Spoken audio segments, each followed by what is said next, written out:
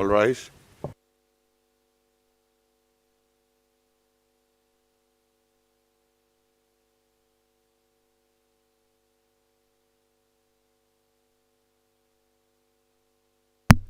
The Kosovo Specialist Chambers is now in session. Be seated.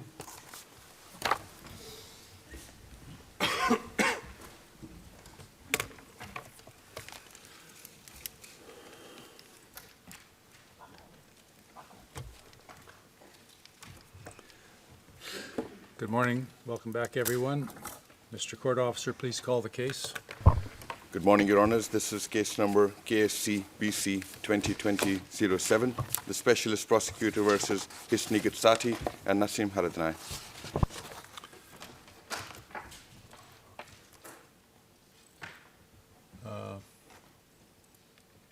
The only change in your composition is that Mr. Whiting is not here today. Is that correct?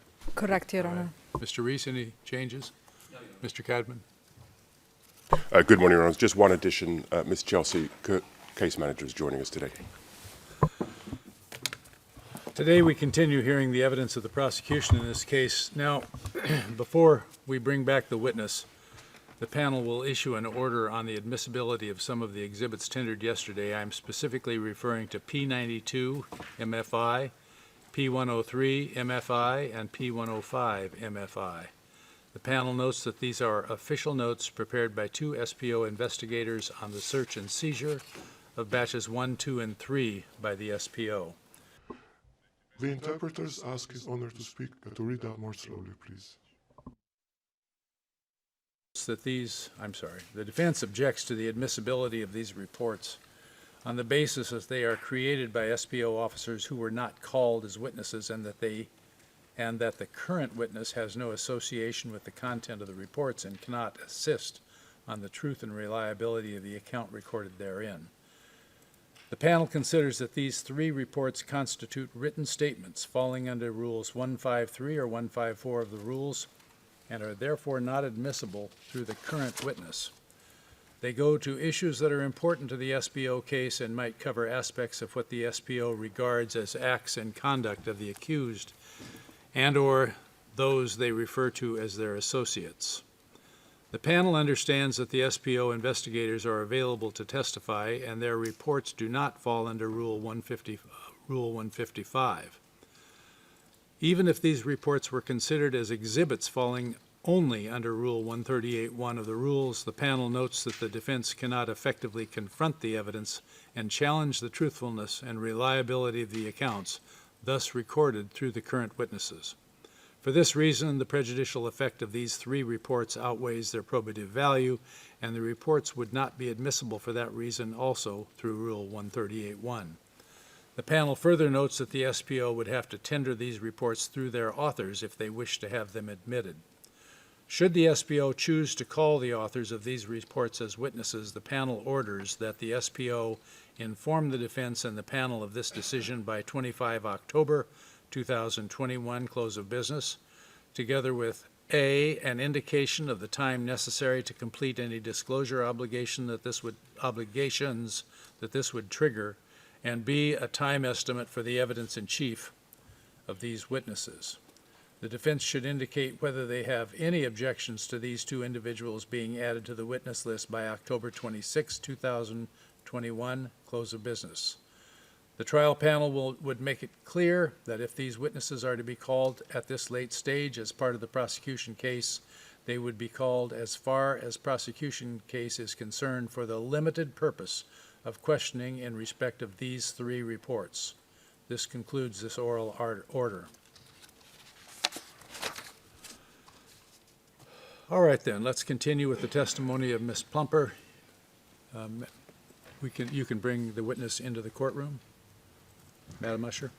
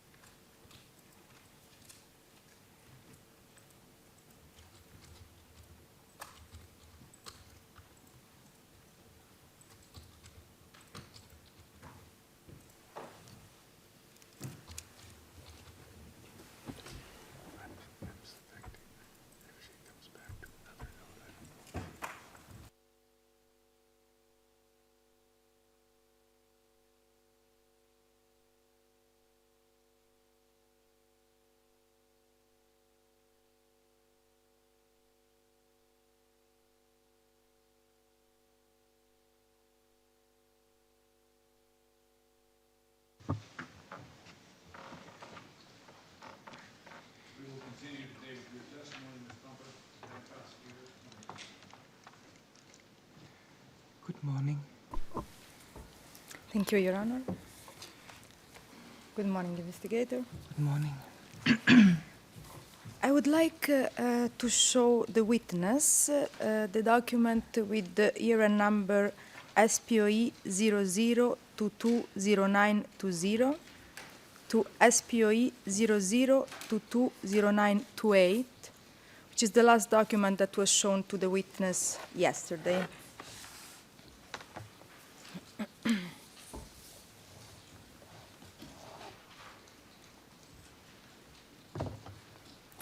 And investigator, this is tab 42.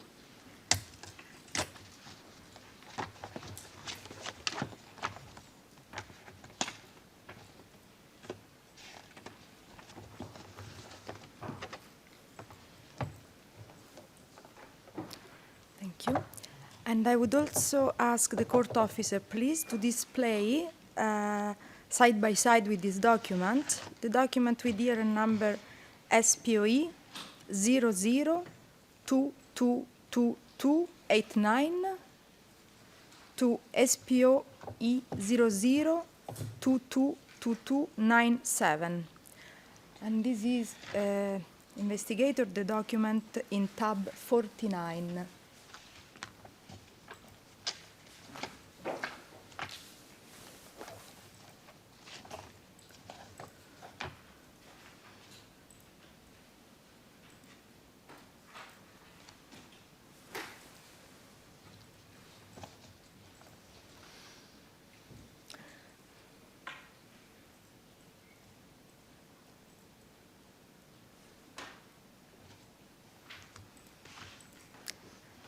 Thank you. Do you have both documents in front of you also in hard copy? Yes, I do. And do these documents, looking at each page, do these documents appear to be the same?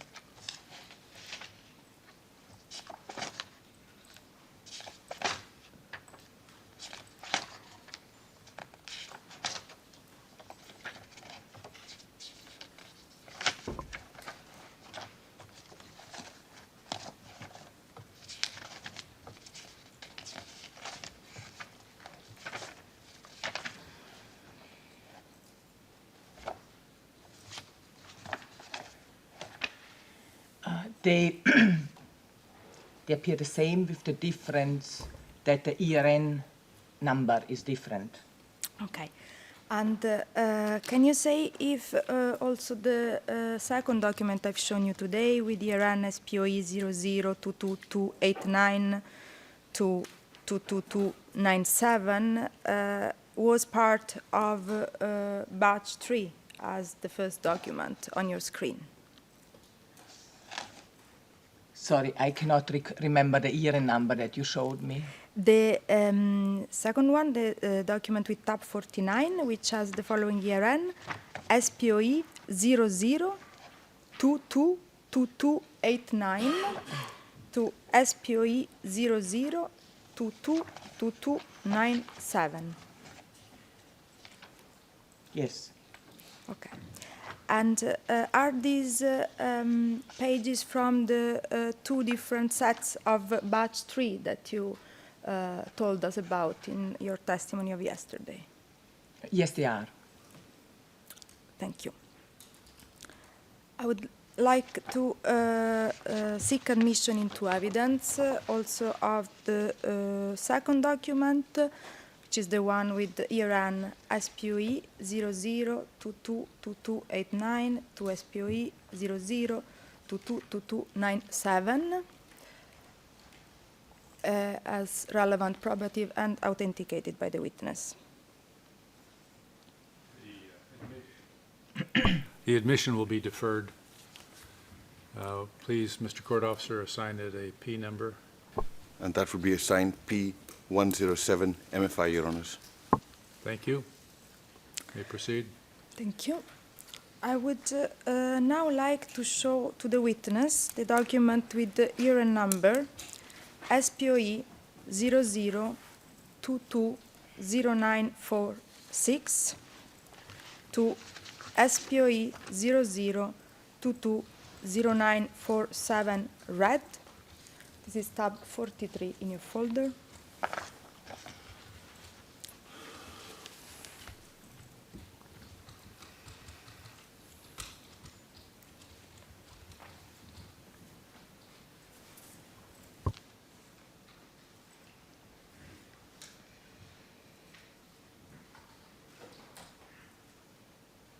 And side by side with it, I would like to also show the document with the ERN number SPOE 002222315 to SPOE 002222316 red. And this is tab 50 in your folder.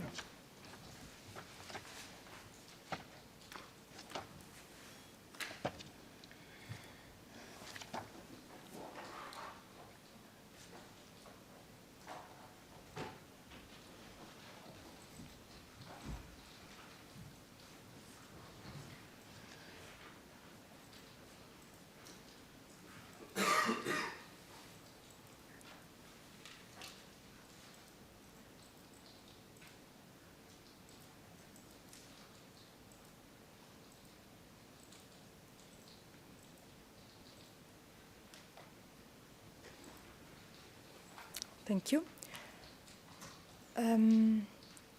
Have you seen these pages before?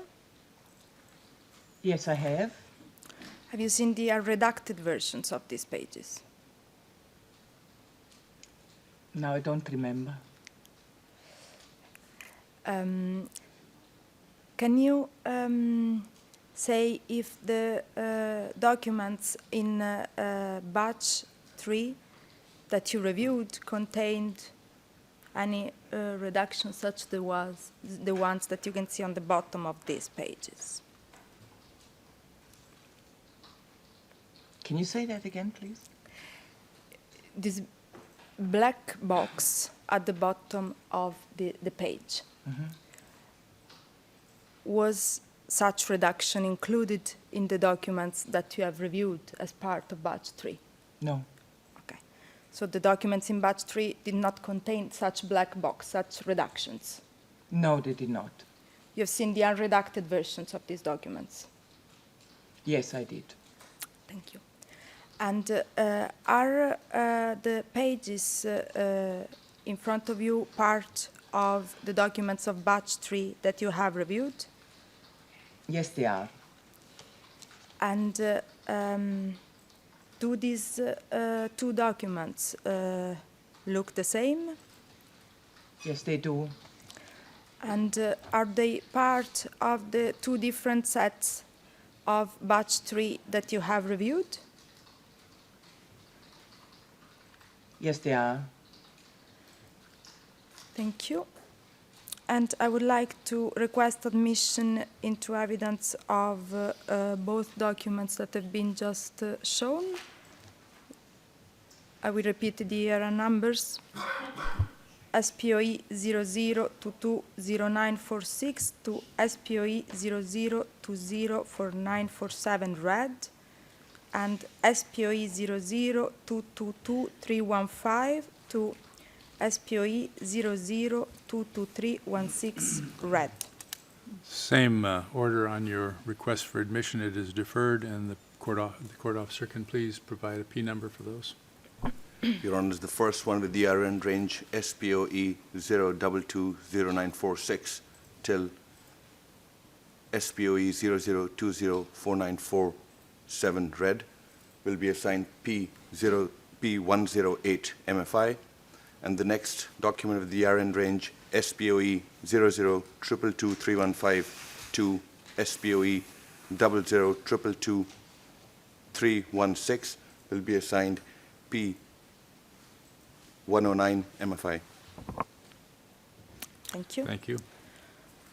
I would like to show now the document with ERN SPOE 00220961961 to SPOE 00220961. This is tab 44.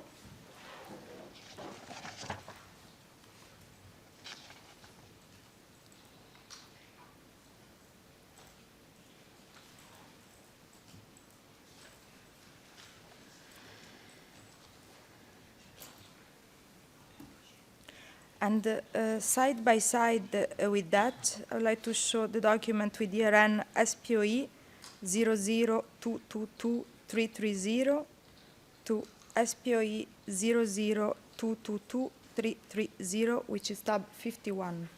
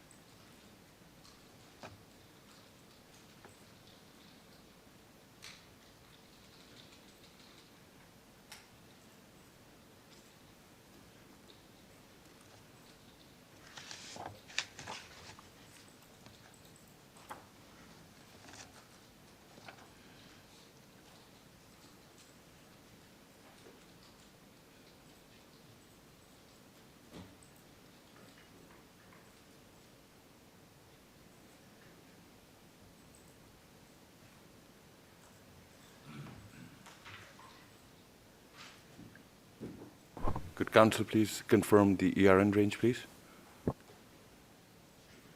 SPOE 00222-330 to SPOE 00222-330. Thank you. Investigator, have you seen these documents before? Yes, I have. Were they part of batch 3 that you have reviewed? Yes, they were. Do they appear to be the same? They are the same with the difference of the ERN number. Okay.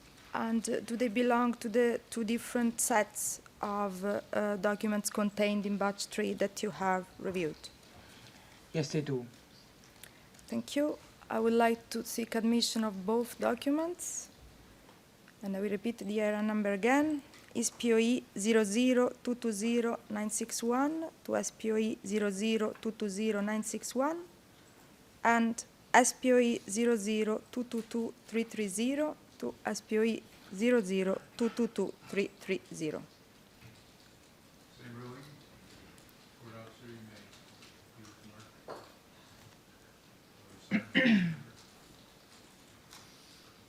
Your Honour, the first document with ERN range SPOE 00220-961 would be assigned P110 MFI, and the next document with ERN range SPOE 00222-330 will be assigned P111 MFI. Now, the last two documents of this nature that I will show to the witness are the following. SPOE 00221-078 to SPOE 00221-078, red. And this is tab 48 in the hard copies.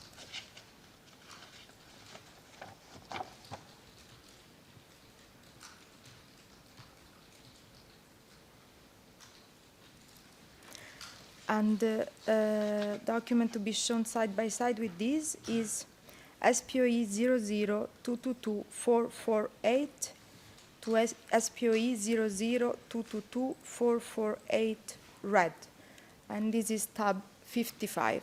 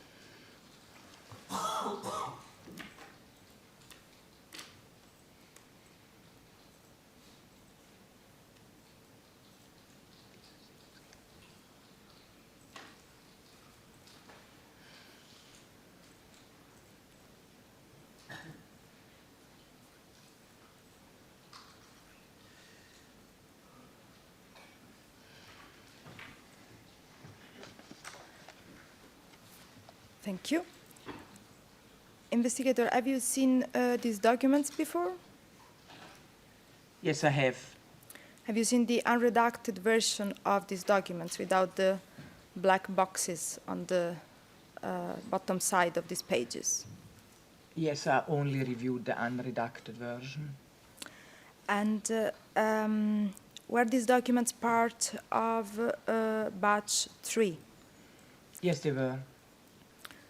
Do the documents look the same? Yes, with the exception of the ERN number. And are they part of the 2 sets of batch 3 that you have reviewed? Yes, they are. Thank you. And I would like to seek admission of these 2 documents as well. SPOE 00221-078 to SPOE 00221-078 red, and SPOE 00222-448 to SPOE 00222-448 red.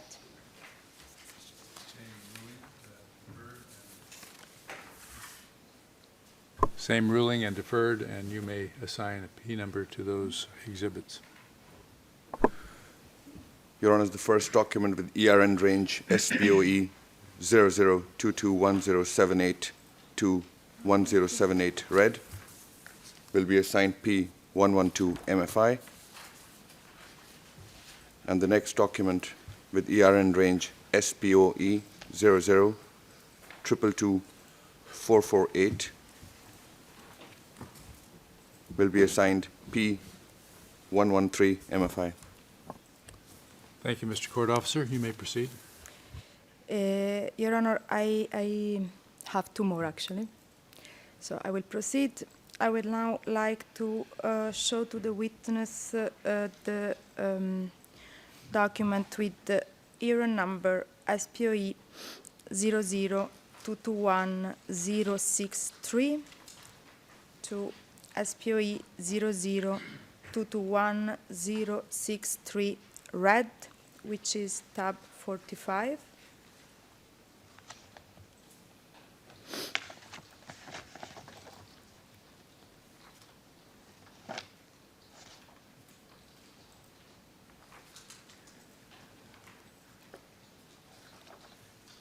Along with SPOE 00222-433 to SPOE 00222-433 red, which is tab 52.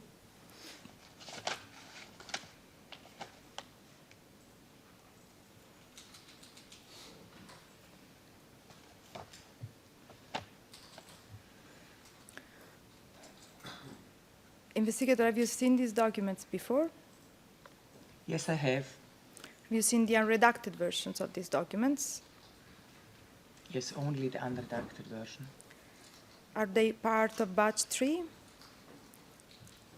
Yes, they are. Do they appear to be the same?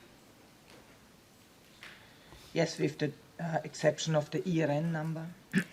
And are they part of the 2 different sets of documents contained in batch 3 that you have reviewed? Yes, they are. I'd like to seek admission of both documents, SPOE 00221-063 to SPOE 00221-063 red, and SPOE 00222-433 to SPOE 00222-433 red. Same ruling, deferred, and Court Officer will please provide a P number for the documents. Your Honours, the first document with ERN range SPOE 00221063 will be assigned P114 red, and the next document SPOE 00222-433 will be assigned P115 MFI. You may proceed. Go ahead. I'll show now to the witness the document with the ERN number SPOE 221065 to SPOE 00221066 red, which is tab 46, along with SPOE 00222 to SPOE 00222 red, which is tab 53.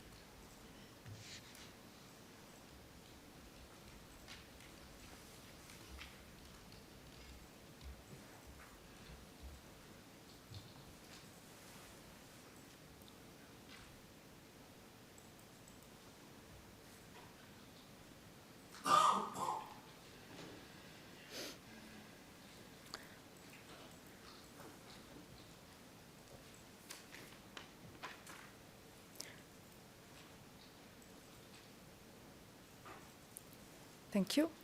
Have you seen the unredacted versions of these documents before? Yes, I have. Were these documents part of batch 3 that you have reviewed? Yes, they were. Do they appear to be the same? Yes, with the exception of the ERN. And do they belong to the two different sets of documents contained in batch 3 that you have reviewed? Yes, they do. I would like to see submission of both documents. These are SPOE 00221-065 to SPOE 00221-066 red and SPOE 0022435, sorry, 222435 to SPOE 00222-436 red.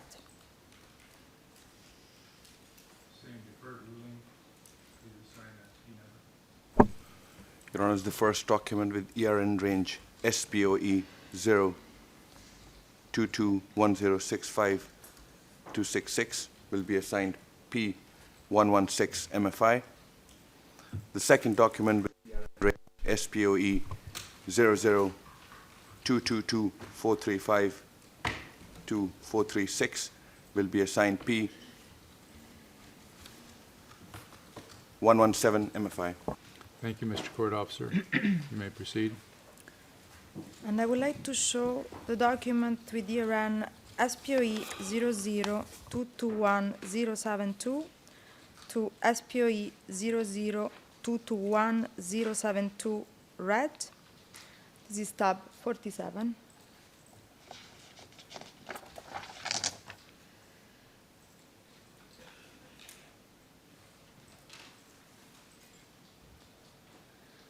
And along with it, document with the ERN number SPOE 00222-442 to SPOE 00222-442 red. This is tab 54.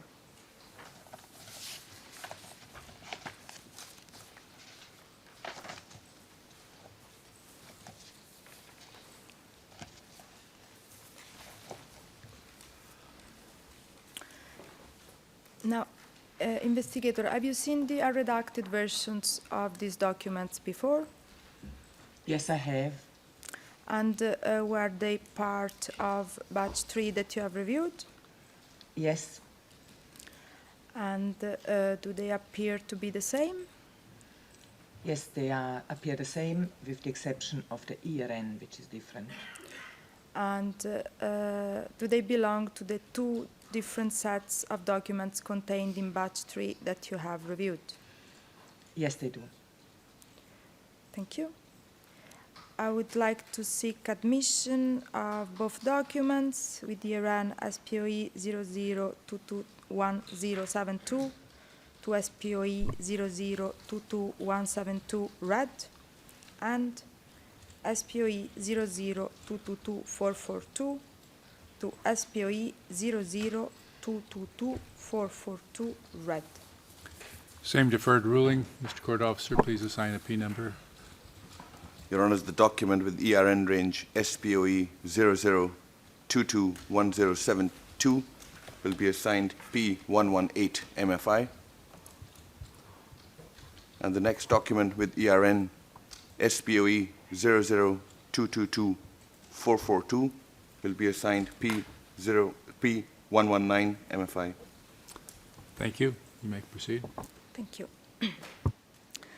Investigator, in your review of batch 3, did you verify if batch 3 includes references to witness interviews that were carried out by either the SIDF or the SPO? Yes, I did. And do you recall how the references, how these witnesses interviews are referred to? Do they include the witness name?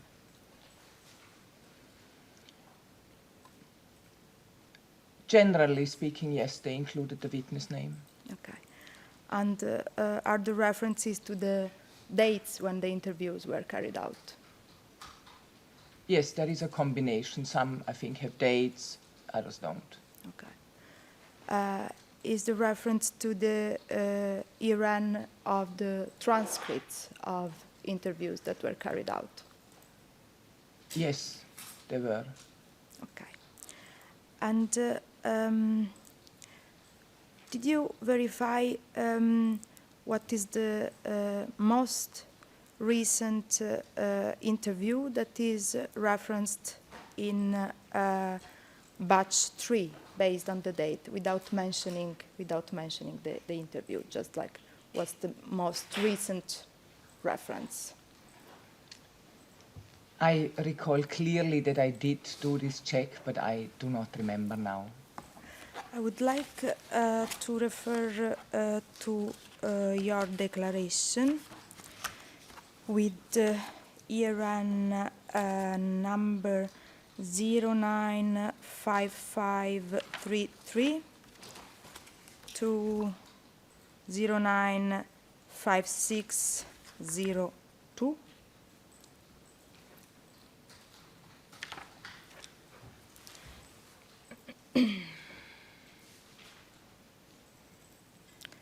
And for the purpose of the record, Your Honours, that is P0090 MFI.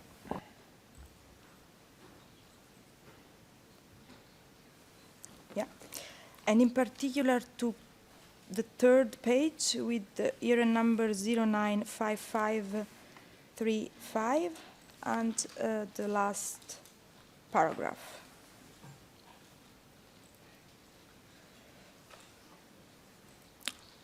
I read here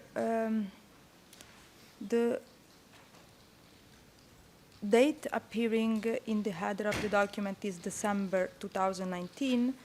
However, the document contains specific references to dates of witnesses and suspects interviews dated up to March 2020.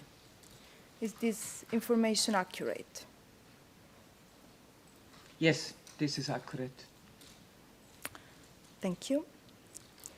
And did you verify whether batch 3 contains references to evidence provided to other prosecution authorities?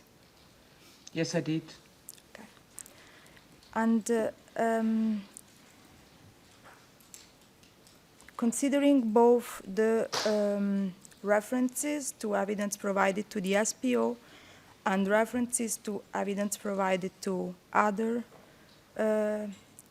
prosecution authorities or other judicial authorities, how many references to witnesses or potential witnesses have you identified, approximately? No, I don't remember the number, but there were many, over 100. Okay. Looking at the same page that is still on your screen, any particular paragraph 8.4,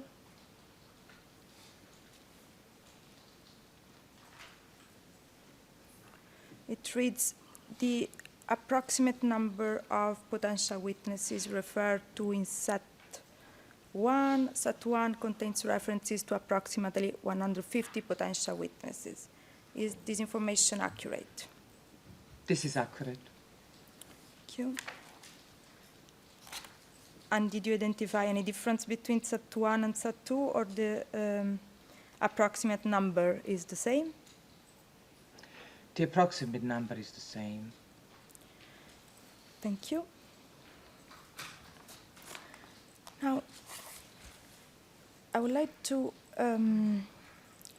refer to your declaration with the hearing number 084015 to 084026, which is tab 1.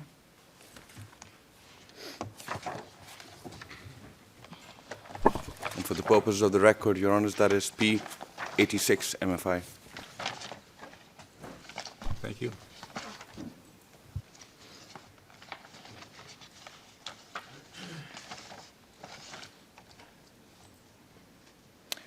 And I would like to direct the witness to the 5th page of the declaration with hearing number 084019, paragraph 29.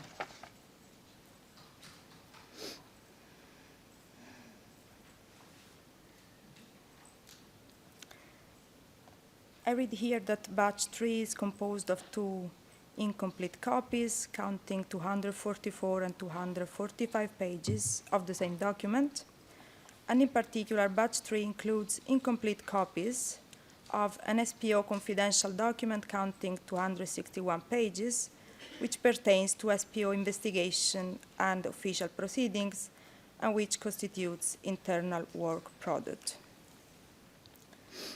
Now, did you compare the documents in batch 3 with an SPO internal document? Yes, I did. And is it correct that the SPO internal document you consider counted 261 pages? That is correct. And did you see this document in hard copies or in soft copy? I received an electronic copy.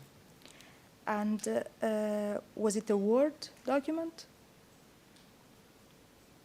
Now I don't remember. Yes, it was. Yes, it was, sorry. And is the internal document that you have reviewed substantially similar to the documents included in batch 3? Yes. Did the internal document have the same logo as the documents included in batch 3? Yes, it did. Did it have the same header Yes, it did. and the same footer? Yes, it did. The same formatting? Yes, it did. Did it address the same subject matter? Yes. Did it refer to the same persons? Sorry, when you say the same persons, do you mean the 5 individuals? Because I don't know it by heart, so Yes. yes, it referred to these 5 individuals. And did it include the same information? It was identical with the exception of one issue that I noticed. Thank you. And are you aware whether there are multiple versions of the same document within the SPO? I have seen in the SPO database different versions of these documents was work in progress, so to speak. Thank you. Now I would like to briefly go into private session. All right, for purposes of confidentiality, Microphone for Your Honor, please. Thank you. For purposes of confidentiality, we will go to private session. Mr. Court Officer.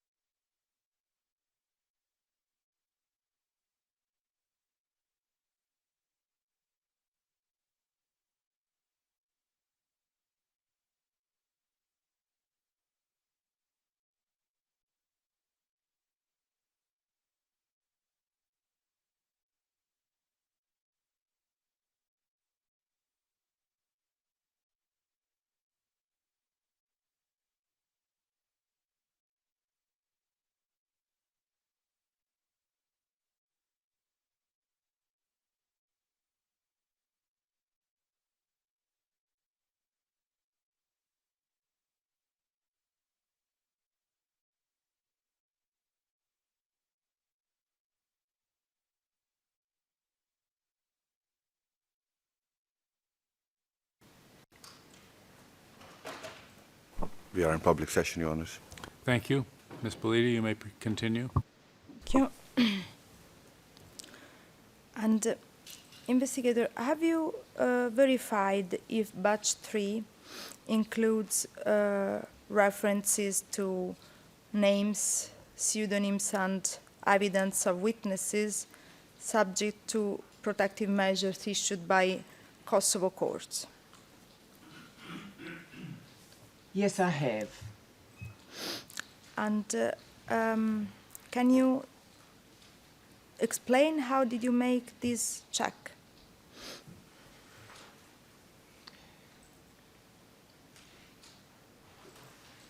I have been provided by the prosecution specific names, and these names I researched our internal database, and I found that there are applications of prosecutors and rulings of courts which grant individuals whom I identified in batch 3 protective measures.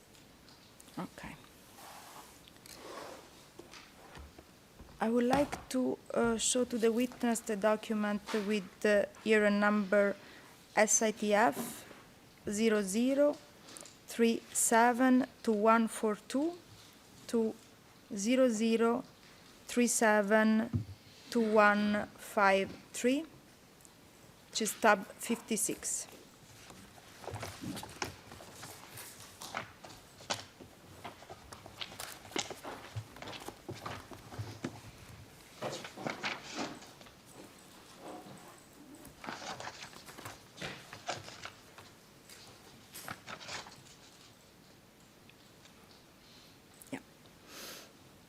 Is this one of the documents that you consulted to verify whether witnesses referred to by name and pseudonyms in batch 3 were subject to previous Kosovo court protective measures? One moment,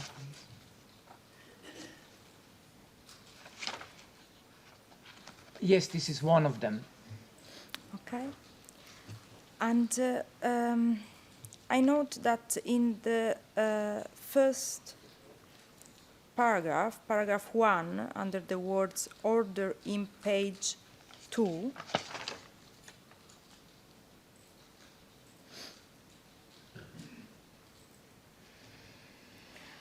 there is a reference to an application made by the prosecution for protective measures. Did you consult this application as well?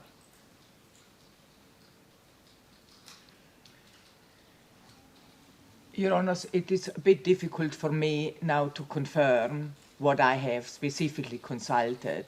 What I can say is that I have established clearly that a person who is named in batch 3 has been granted by a court protective measures. That's my answer.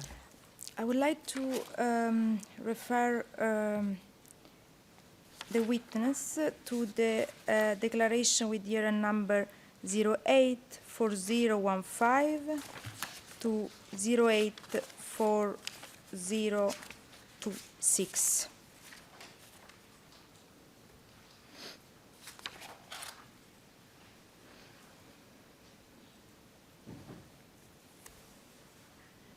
And that is P86 MFI for the record, Your Honours. And, Thank you. Yeah. And in particular to the information included in paragraph 33.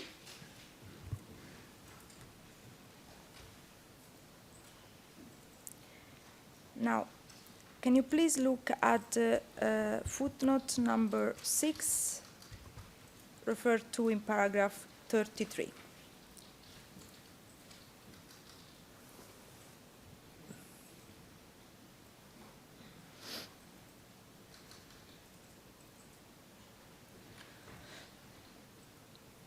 Do you recall now if you specifically looked beside the order that was shown to you moments ago, also to the petition for protective measures that was associated to such order.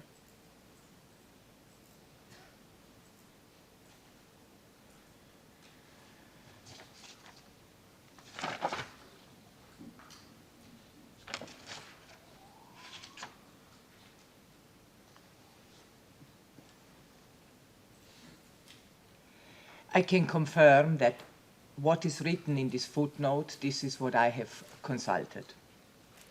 Thank you. And could you identify in the documents that you consulted, the order together with the petition, the names and pseudonyms of witnesses that were mentioned in batch 3? Your question is whether I have identified individuals mentioned in batch 3 which are subject of these protective measures in the orders which we talked about. Yes. That I can confirm in the positive. Okay. And do you recall how many such individuals were subject to the protective measures addressed in this order? I would prefer referring to the documents as opposed to my declaration as opposed to my memory now. Okay. And based on your declaration, can you say how many witnesses were identified that were subject to the order that we just consulted and that were also mentioned in batch 3? 3 witnesses. Thank you. And have you done a similar exercise in relation to other witnesses and pseudonyms contained in batch 3? Yes, I have. And which methodology did you apply? I applied in all cases the same methodology, and I have listed the samples in my comments in the declaration. Okay. And do you recall whether you identified the other witnesses who were subject to protective measures issued by Kosovo courts? Yes, I did. Do you remember approximately how many such examples did you identify? I think in one case I have 5, in one case 2, but I would really prefer if you could go back to my comments in my declaration because this number is accurate and correct. Yeah. Yeah. Can I ask Your Honor that the witness is authorized to consult her notes? Yes, I do. You may consult with your note. Yeah. Thank you. Ronna, can I just check? Clearly there was an order last week that the witness was entitled to refer to her notes as long as prior disclosure was made ahead of her testimony. Yes. We did receive a document. Can I just check that what the witness is now referring to is the document that was provided to her? Which declaration are you referring to? I have, it's a declaration dated 29 October 2020. So it's just the declaration then, rather than Yes. any note. She's referring to her declaration. That's what she asked for. Right. Go ahead. Excuse me, I think there's a misunderstanding. There is the declaration and then there is an annotated declaration. So what I would like to see is my annotated declaration because I have specified the exact figures there, what I have looked at, and the cases. And have you received the annotated declaration? We've received a annotated declaration. Perhaps the prosecution can confirm it's the same document that we've received. Thank you. Yes, it's the same document that you have received. It was I take disclosed. that as I an have- affirmative by the prosecution that it is the same one you received. Yeah. Now you may proceed. Thank you. Thank you, Mr. Rees. Yeah. And investigator, the question is just if you have done checks similar to the ones that you address in paragraph 33 of your declaration in relation to other cases from Kosovo courts? Yes, I have. And if you have identified other names and pseudonyms and of witnesses that were subject to protective measures by Kosovo courts besides the one that you have referred to in paragraph 33 of your declaration of the 29th of October? Yes, I have. Okay. And can you just tell the approximate number of such protected witnesses that you have identified?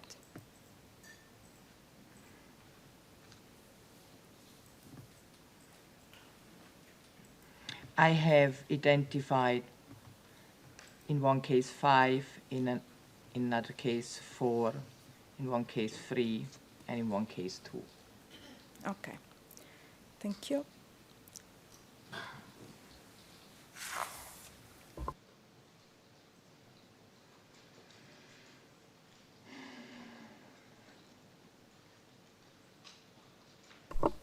Okay. Yeah. And just for clarity, investigator, when you looked at your notes, were you looking at what you wrote next to paragraph 33 of your declaration? Yes, that is correct. Thank you. And the notes of the investigators are available for inspection if you want to check it's the same document that was provided to you. I'm grateful for that. I'm not sure I follow. Are there other notes that are available that we can check, did you say? No, the same. Just I was offering to check the same document. That's I follow. So you were offering that we could check the document that the witness actually has at the moment? Yes.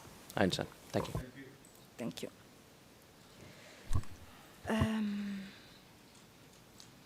Okay. I would like to ask you now, investigator, whether you have carried out any review to verify whether batch 3 contains information that was provided to the SPO by international organizations. Yes, I have. And can you explain how did you carry out your review?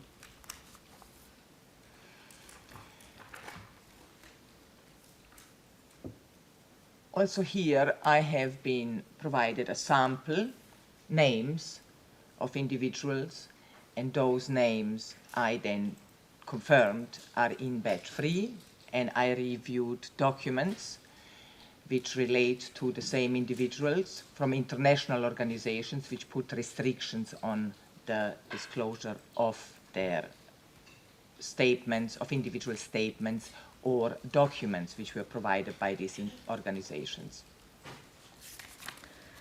I would like to show to the witness, and we need to move in private session for that, Your Honor. Document with year and number 094674 to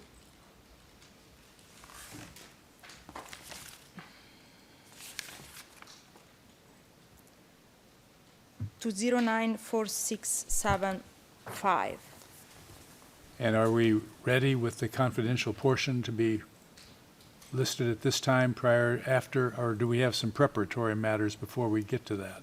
No, we can, it's immediately, yeah, the content of the document is confidential. All right. You may go to private session.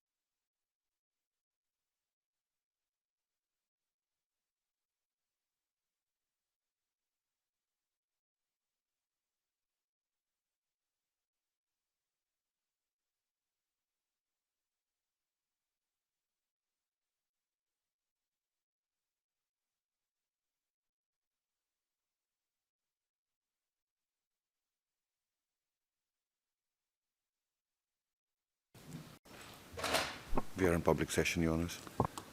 Thank you, Mr. Court Officer. Did you suggest you want to break at this time? Yes, Your Honor. Convenient for your- Considering that it's 5 minutes to 11, I think it would be a good All right. moment. Everyone, we will adjourn for the mid... Yes, I'm just announcing that we will adjourn for the mid-morning break and be back here at 11:30. You may escort the witness out.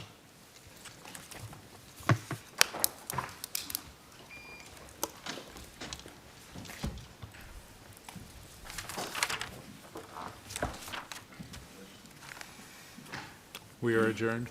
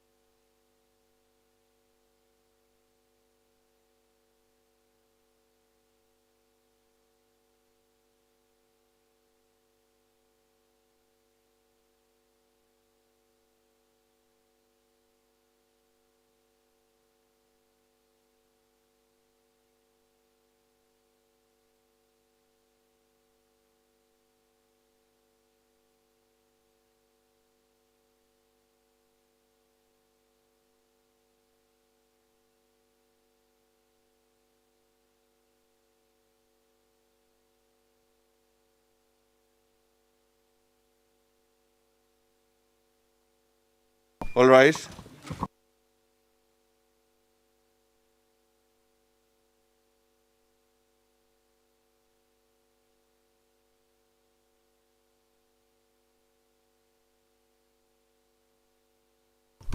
Be seated.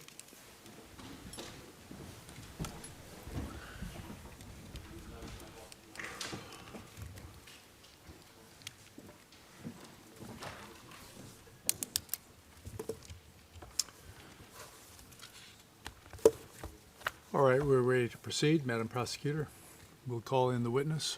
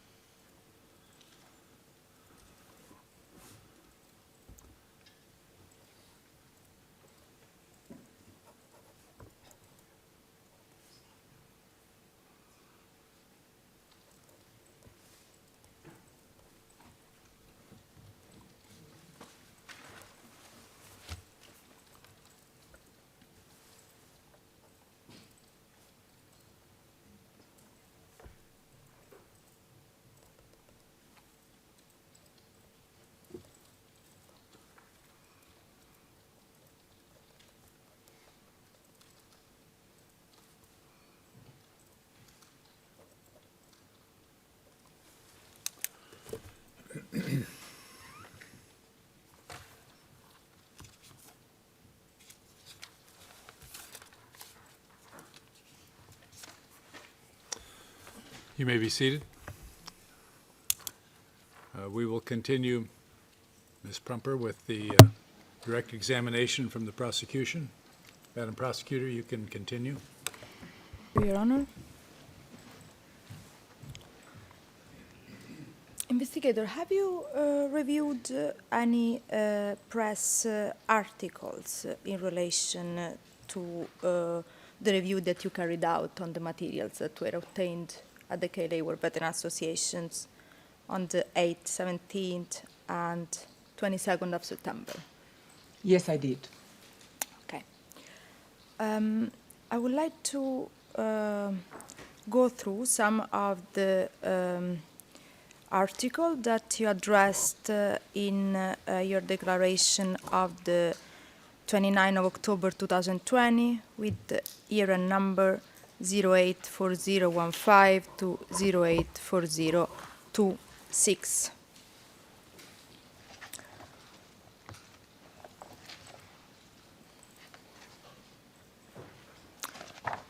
It's tab 1, and I would like to draw your attention on the information you provide in paragraph 39 of this declaration.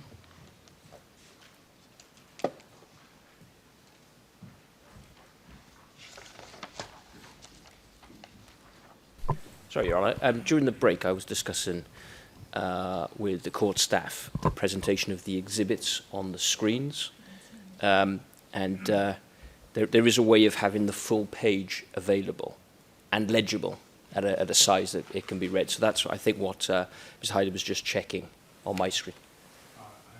I've been having the same problem.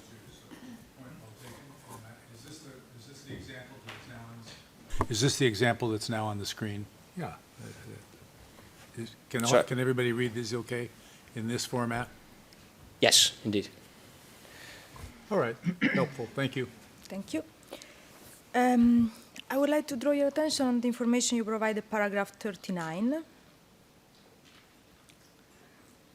You referred to a media publication.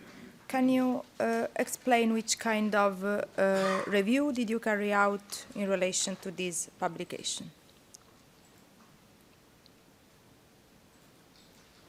Could Counsel please confirm the page number for...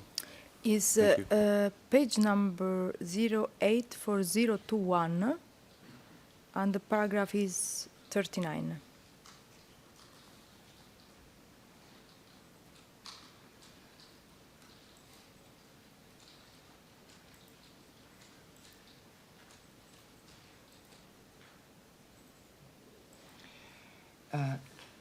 Yes. I have reviewed, this is an article titled The Hague Dossier. These are the charges against Facci, Veseli, and the KLA leadership. And it was published on 22nd of September by Top Channel on the online platform with various pictures and a video clip. What my standard review was is that all the videos which I was shown were accessed and uploaded by the analysts, and they wrote an official note. So when I reconstructed this process, I read the official note. I checked in the database that this official note is there, that in this case it is an article was uploaded. I checked the article with the official note. I even accessed online whether the article is still there. And this is the process, what I did. Okay. And in relation to this particular article, did you compare it with information or pages included in batch 3? Yes, I did. Thank you. I would like to now show to the witness the document with the era number 081381 to 081392, which is in tab 72 of the document in front of you. 72? Yeah. Thank you.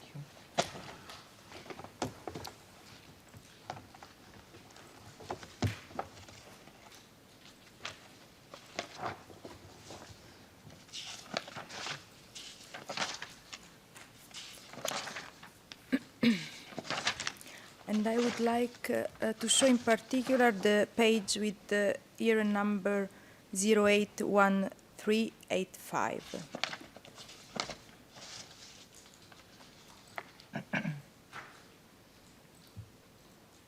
Yes.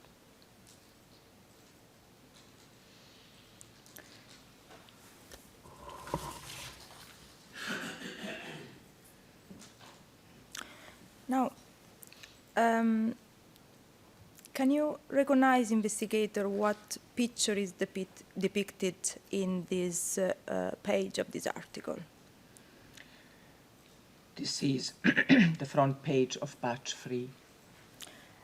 And in order to come to this conclusion, did you compare this picture with the first page of batch 3? Yes, I did. I would like to show side by side with this document, also document with era number SPOE 00220920 to SPOE 00220928.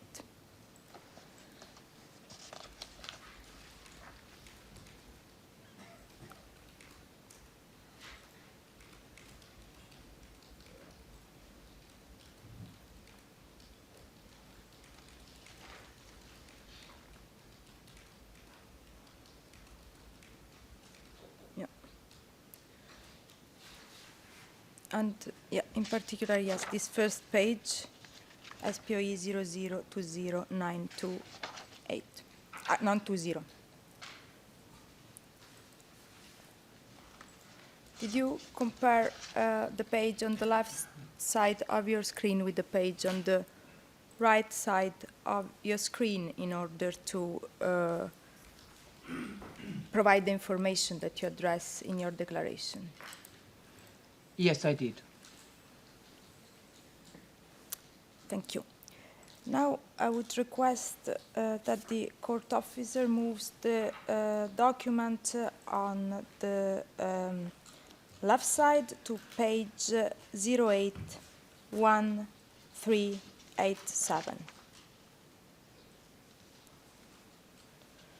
And the document on the right to page SPOE 00220922.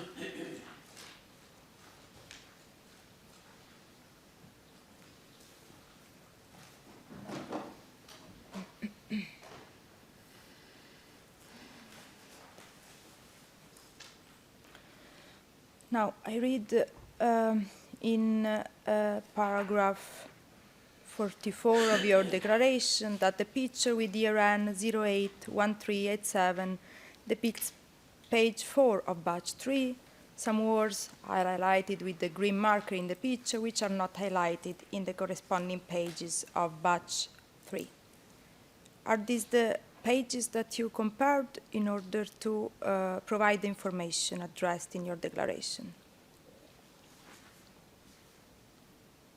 Yes, I did. Thank you.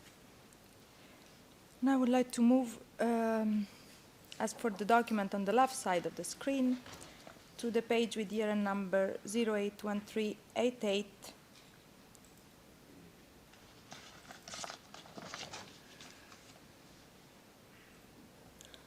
And the page on the document on the right side of the screen, the page with year and number SPOE 00220928.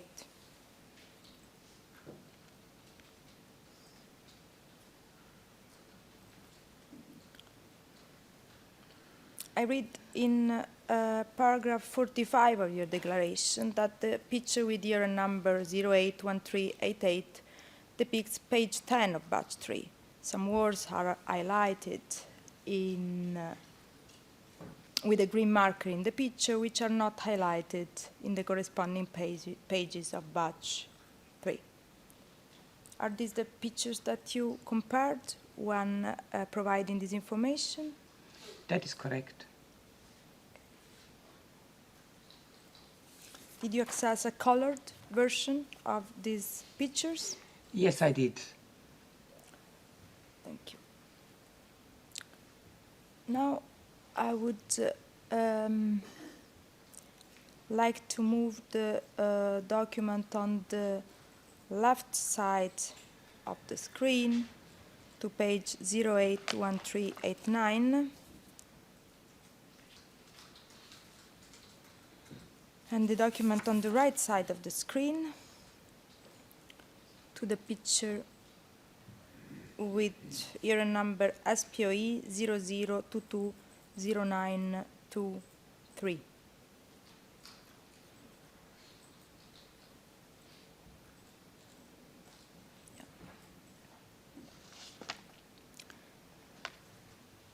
Now, I read in paragraph 46 of your declaration that picture with the ERN 081389 depicts page 5 of batch 3.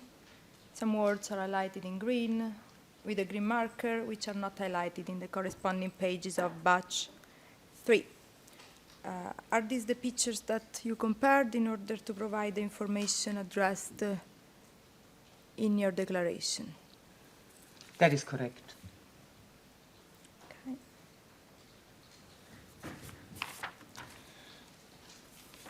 Now, I would like to ask to move the document on the left side to the page with year and number 081386.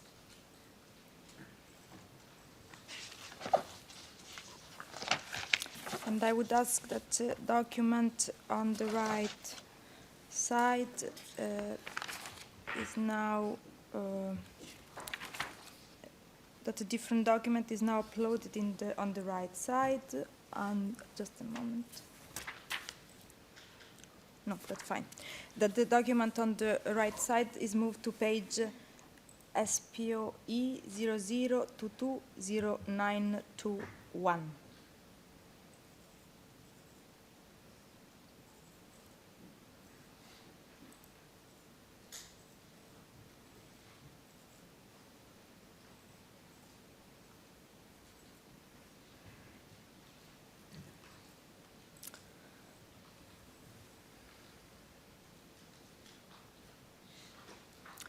Now, I read in page 43 of your declaration that the picture with ERN 081386 depicts page 3 of batch 3. Some words are highlighted with a green marker in the picture, which are not highlighted in the corresponding pages of batch 3. Are these the pages that you compared in order to provide the information in your declaration? Yes. Thank you. And finally, I would like to move the page in the document on the left side to the page with year and number 081390.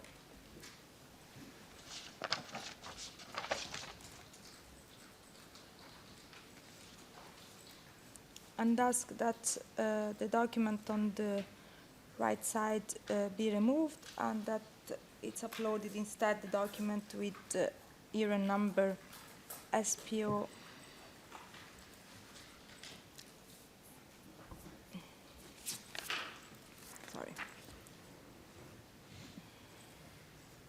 SPOE 00 SPOE 0022921.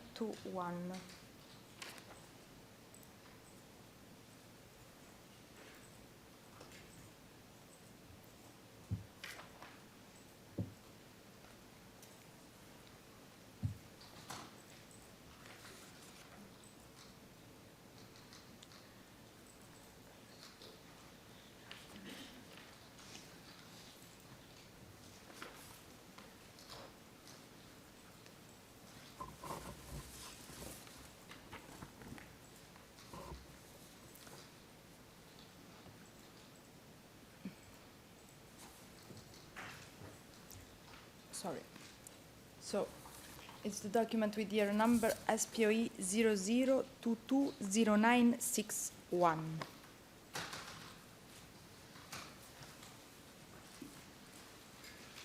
And that is P110 MFI for the purposes of the record, Your Honours. Yeah. Yes. Thank you.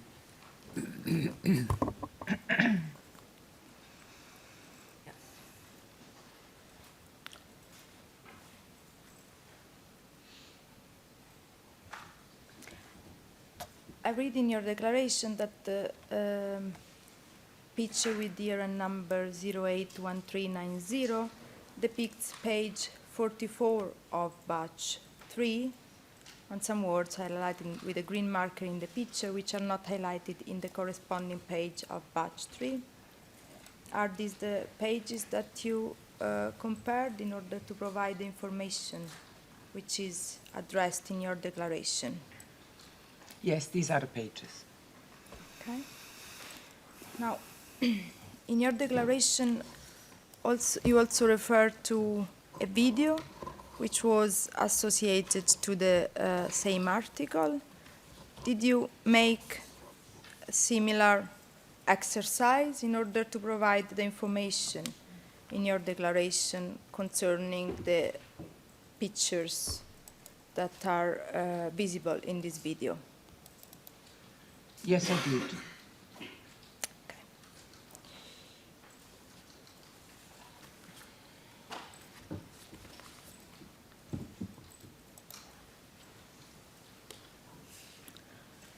I would now like to draw your attention to paragraph 52 of your declaration.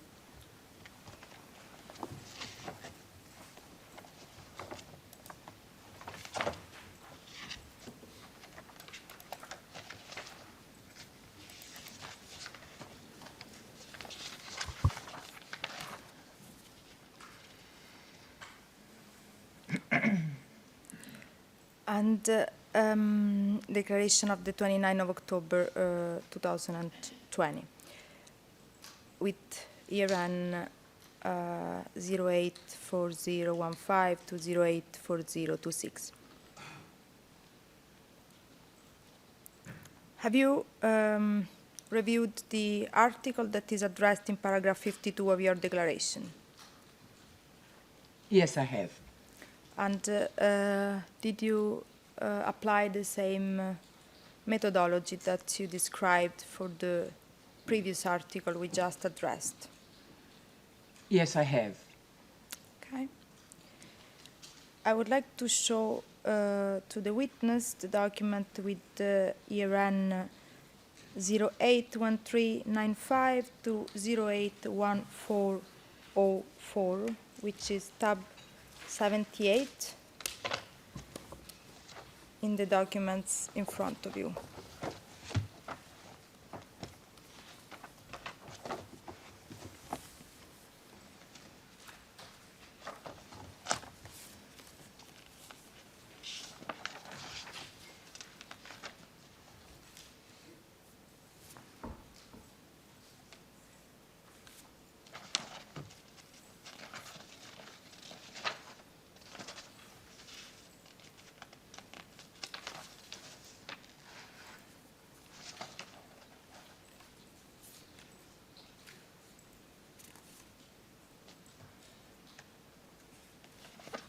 Okay. Is this the article that you have reviewed? Yes, it is.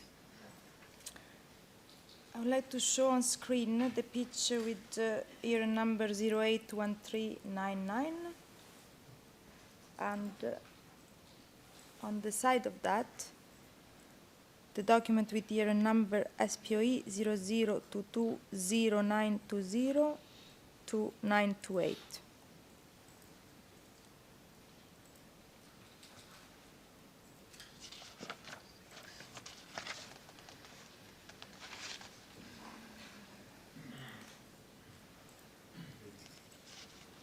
And yeah.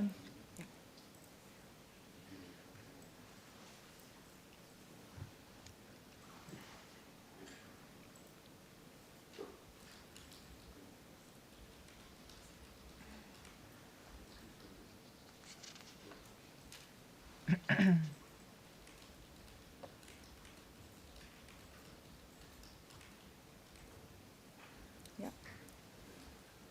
And I would like to move to page 081399.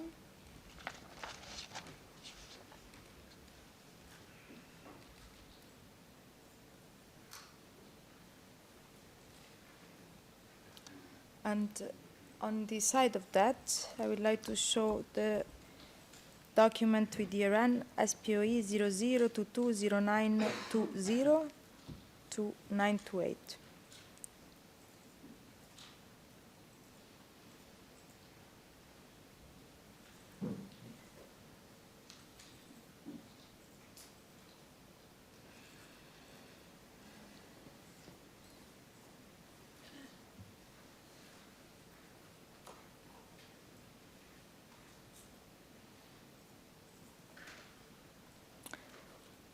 And in particular, page with ERN SPOE 00220924.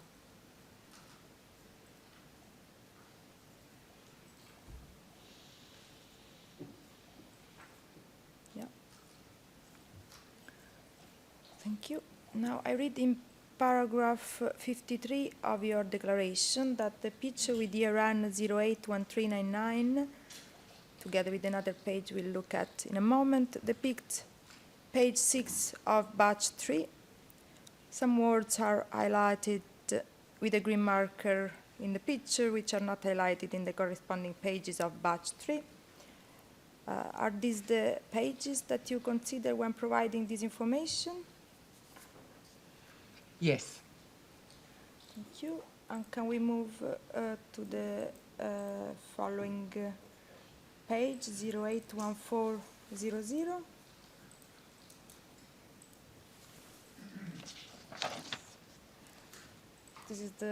Is this the same picture as the one on page 081399? Yes, it is. And you compared it with the same page of batch 3? Yes, I did. Okay.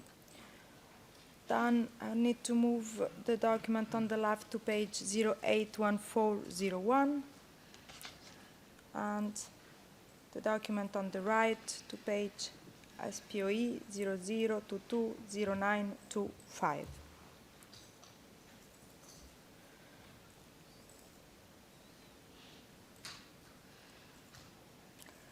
And I read in paragraph 44 of your declaration that the picture with ERN 081401 depicts page 7 of batch 3.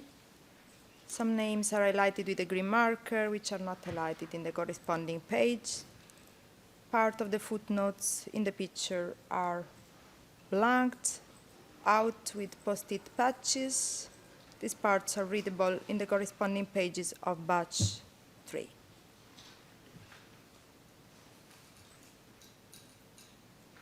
Are these the pages that you compared when providing the information in your declaration? Yes, these are the pages. Okay. Now I will need to move to page 081402 in the document on the left.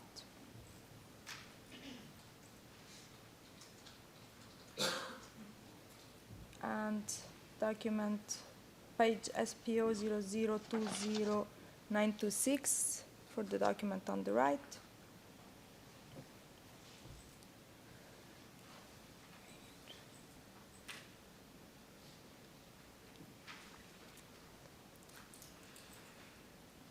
Are these the pages that you compared when providing information in your declaration?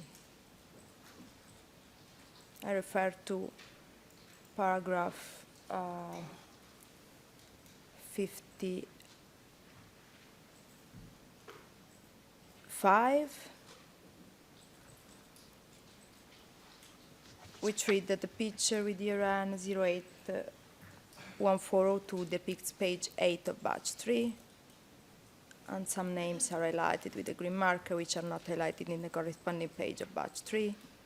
Part of the footnotes in the picture are blanked out with post-it patches. That is correct. Thank you. And finally, in relation to, I will need to move the document on the left to the page with year number 081403. On the document on the right to the pages with year number SPOE 220.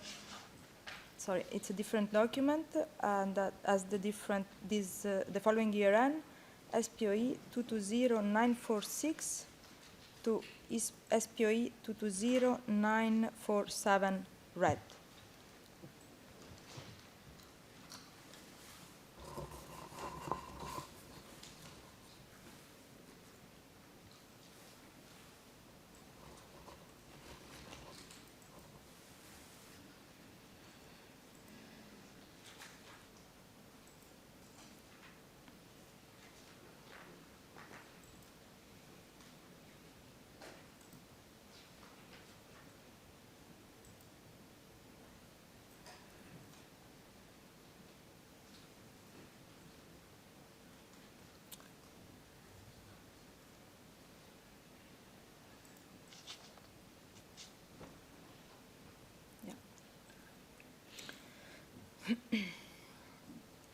Now, I read in paragraph 56 of your declaration that the picture with the year number 081403 depicts part of page 28 of batch 3, and some names are highlighted with a green marker which are not highlighted in the corresponding page of batch 3. Are these the pages that you compared when providing the information in your declaration? Yes, those are the pages. And moving to the following page for each of the two documents, meaning 081404 for the document on the left and SPOE 220947 for the document on the right.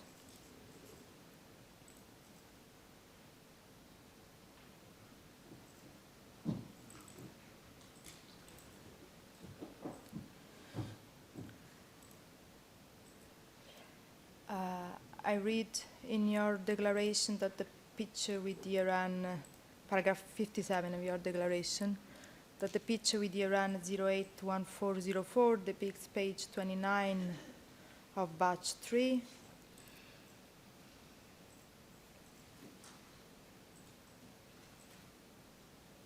And you noticed some differences between the two pages.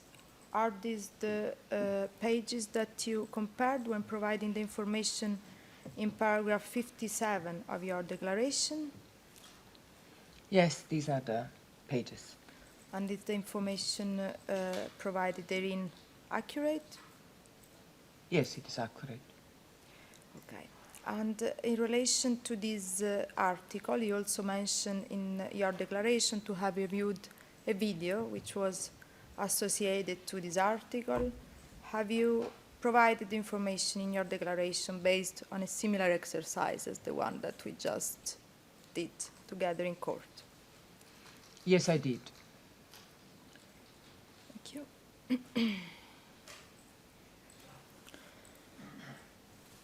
And I will now draw your attention to paragraph 64 of your declaration.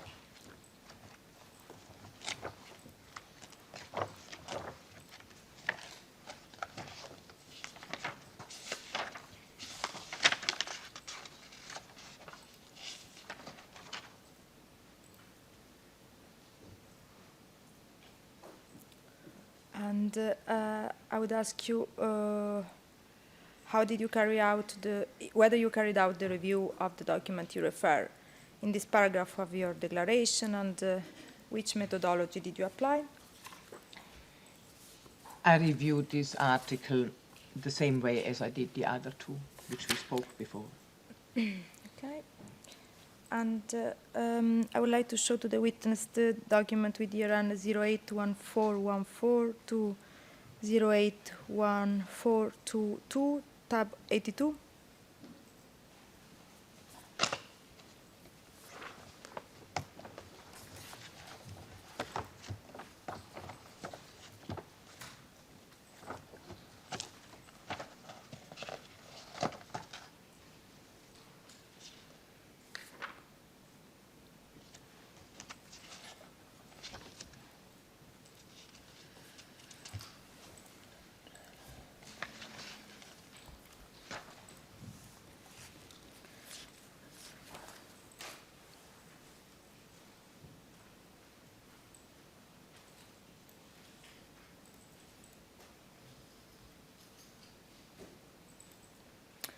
And side by side with it, I would like to show the document with the number SPOE 00221063 red.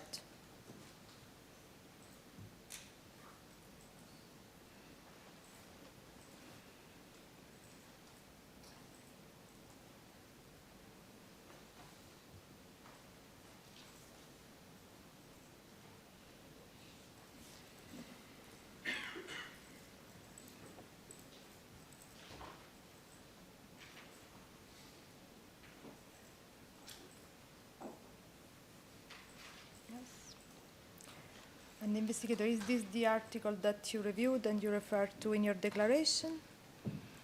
Yes, it is. Okay. I read in paragraph 65 that the picture with the run number 081414 and another picture we'll look at in a moment depict part of the page number 157 of batch 3. You highlight some differences within the two pages.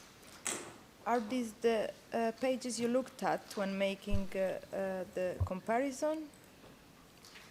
Yes, these are the pages. And the information in the declaration is accurate? Yes, it is. Okay. And I would like to move the document on the left to page 081417. Okay. Does it also depict part of page 157 of batch 3? Yes, it does. Okay. And now I would like to move to the page on the left side of the screen with the ERN 081416.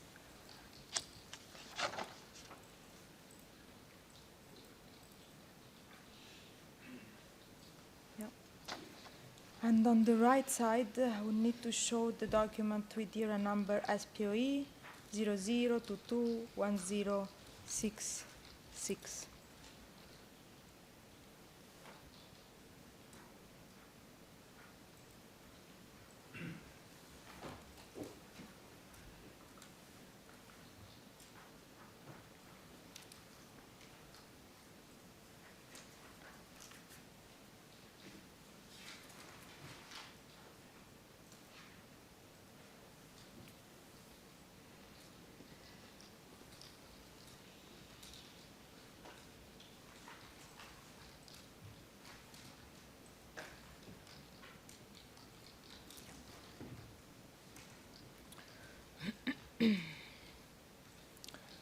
Now you write in paragraph 66 of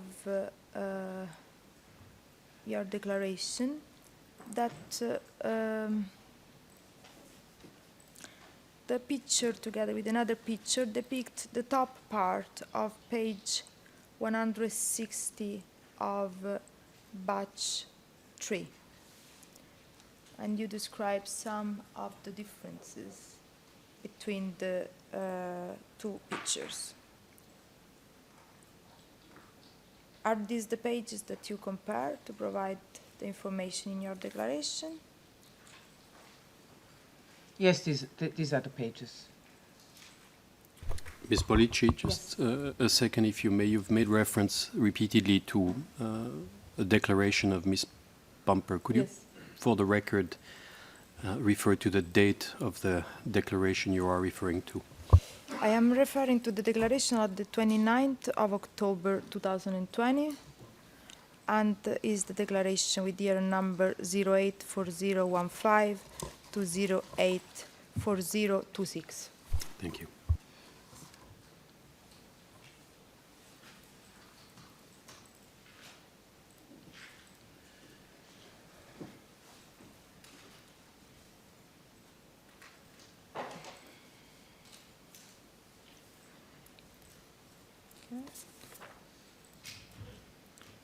Now if we could move to the following picture on the left side of the screen, that is the page with year number 081419.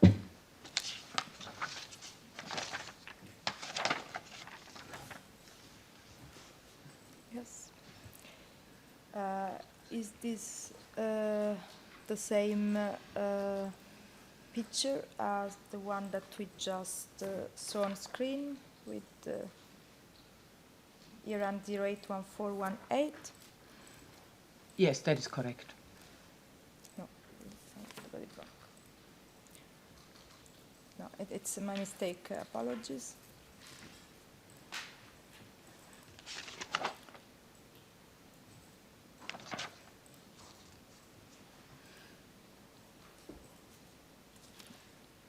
As the one that we just saw had the year 081416.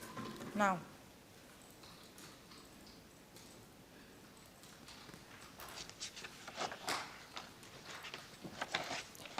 I would like to show the picture on the left side of the screen with year 081418.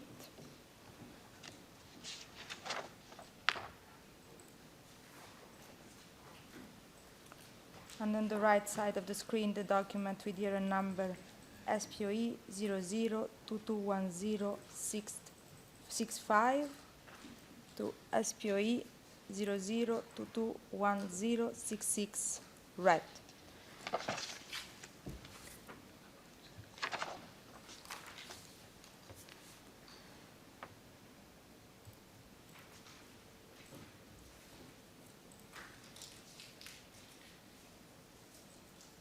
Yes.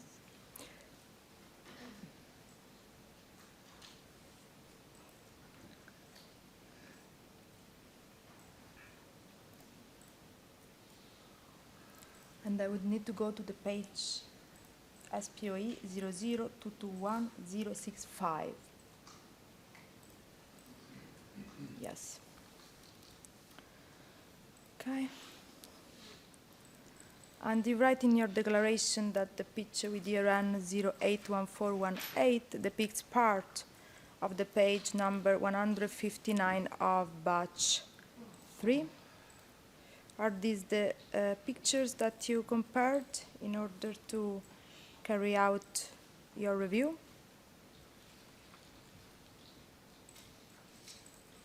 Yes, I did. Thank you. The last page is addressed in page with your number 081420 on the left side of the screen.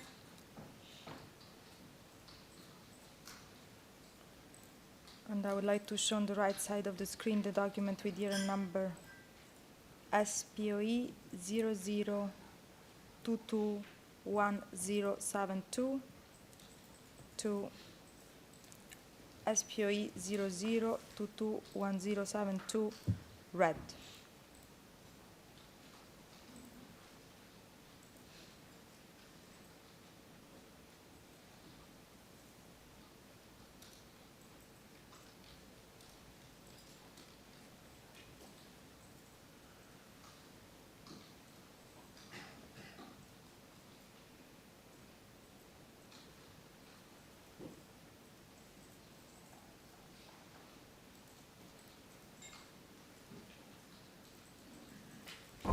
And that is P118 MFI for the purpose of the record, Your Honours.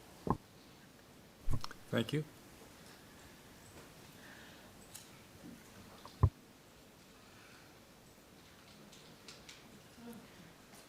Court officer, could I have confirmation that this document was not tendered for evidence earlier?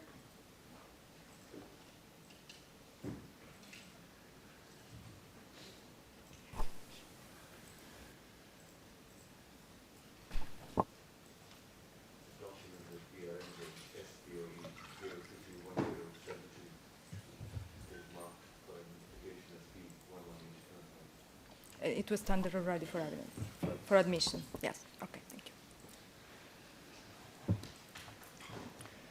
you. I read in paragraph 68 of your declaration that the picture with ERN 081420 depicts the top part of the page number 166 of batch 3. And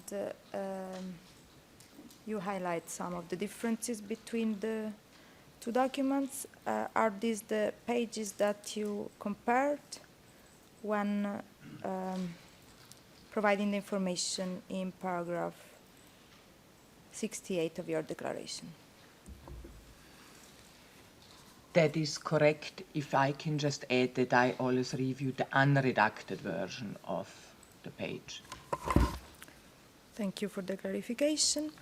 And in paragraphs 69 to 74 of the same declaration, you also provide information in relation to a video which you refer to in the relevant footnotes, which also you described as containing pictures of pages of batch 3. Did you provide this information based on a similar exercise as we just did for the articles? Yes, I did. Okay.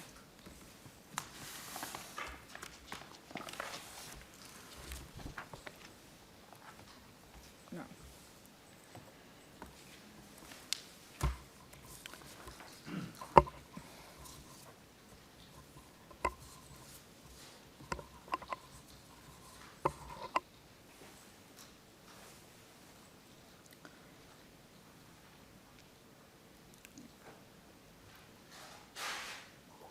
I would like now to show the document with the era number 0813 61 to 081378.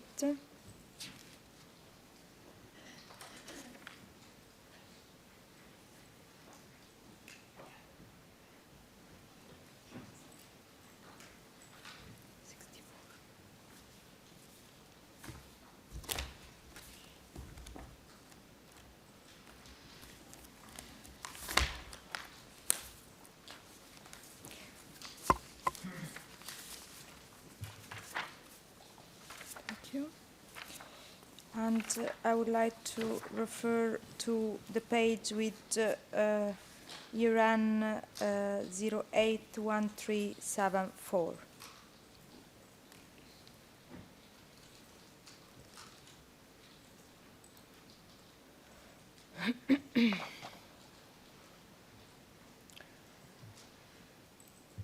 In the same declaration of the 29th of October 2020 that we addressed earlier, you refer in paragraph 36 of the review of yet another publication, and you indicated with year number 081361 to 081378, in particular the pages 74 to 78. Which kind of review have you done in relation to this article? Can you give me my the Tab yes, please? is tab 64. So I see the entire document.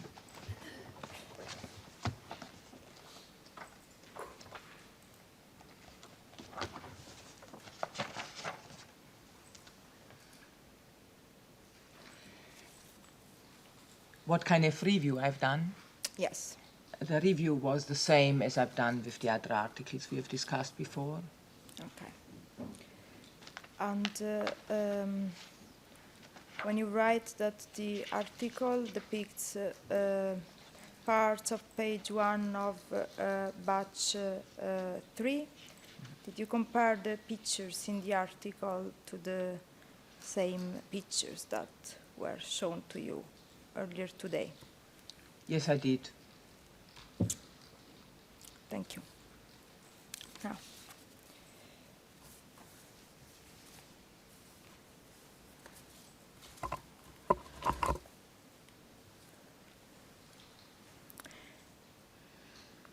I would like to now show to the witness the document with year and number SPOE 0022 0827 to 0022 0829.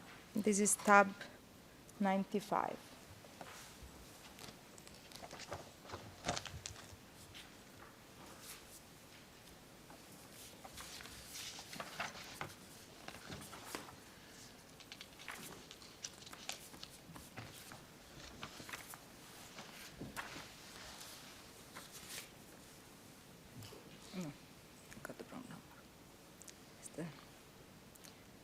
Sorry, I will withdraw this question. It's same copy of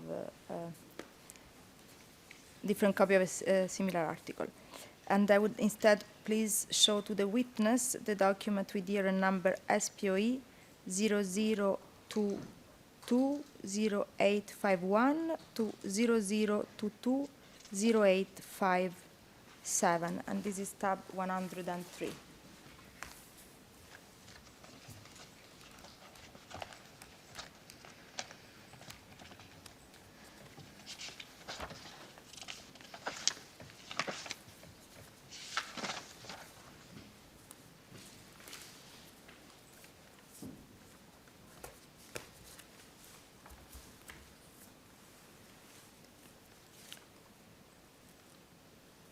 Do you recall having reviewed this article? Yes, I do. And have you carried out, in relation to this article, a similar exercise as you did for the ones addressed in your declaration? Yes, I did. And looking at the pictures in page SPOE 00220852,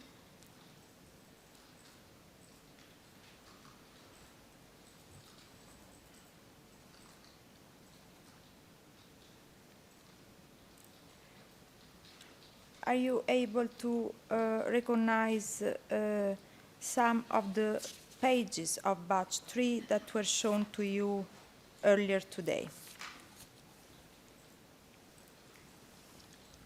Yes, this is page 29 of batch 3. Right.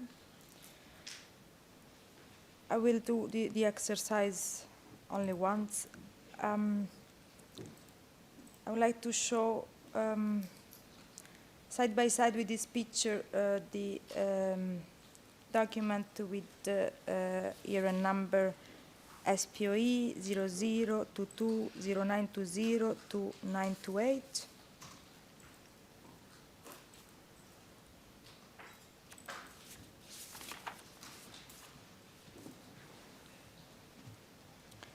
And in particular page SPOE 00220926, and on the left side the following page ending by 853.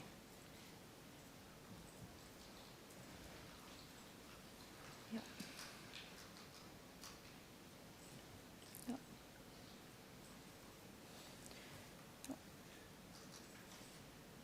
Now can you say if the picture in the article reproduced the page of batch 3 which is shown next to it? Yes, it does. Okay. And Your Honor, I would like to tender the article that has been just shown to the witness in evidence, and it's the article with year and number SPOE 00220851 to 00220857.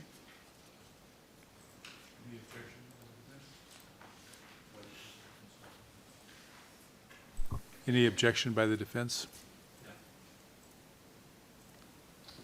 That exhibit will be admitted. Thank you. And that'll be assigned B00120, Your Honors. Thank you. Now, I would like to show the document with year and number SPOE 00220858 to SPOE 00220865, tab 105.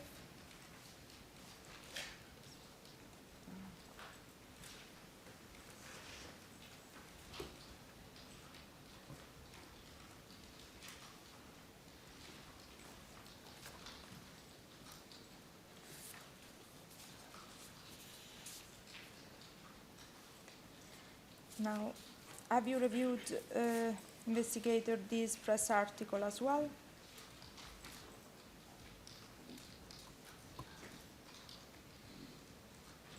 Yes, I did. And you applied the same methodology as you described it earlier? Yes, I did.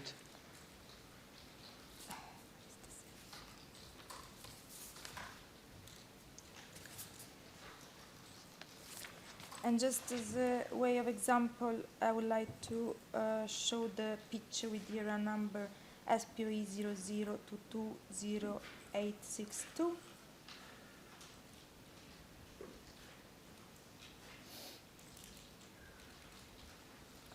And side by side with it, the picture with year and number SPOE 00220927.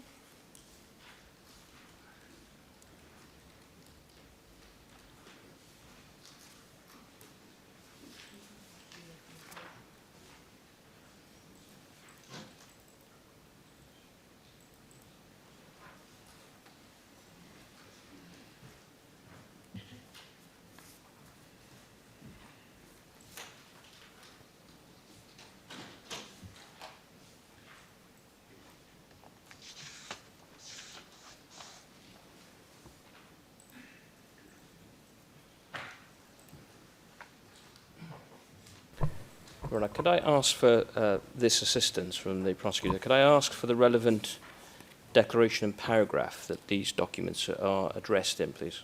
I highlighted Please, that these please address the articles- court. Sorry? Just address the court. Yes. As I highlighted before, Your Honor, these are not articles that have been addressed in declarations. They are additional articles that I'm submitting to the witness right now.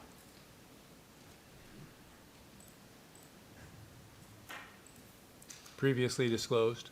Previously disclosed. And on the list of exhibits to be shown to this witness.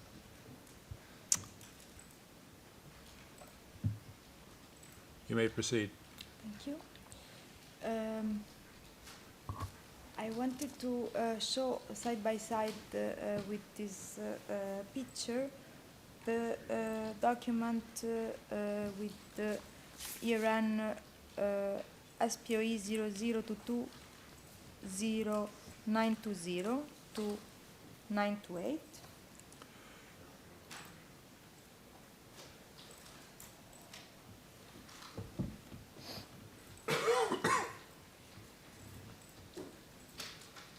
And in particular, the picture with Iran ending by 927.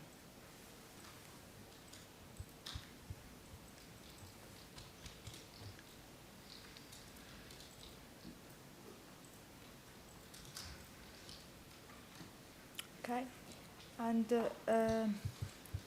in the course of your review of this article, could you establish whether the pictures in the article reproduce page of batch 3? Yes, I can confirm in the positive. For example, in relation to the pages that are just being shown to you on screen, can you confirm the correspondence between the picture in the media article and the corresponding page of batch 3? Yes, I can confirm that. Thank you. And I would like to seek admission into evidence of this media article as well, with SPOE 00220858 to 00220865.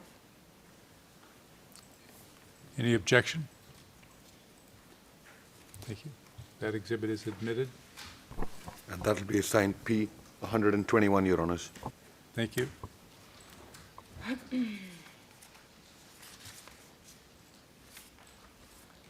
And finally, I would like to show the article with Iran number SPOE 00220866 to 00220871.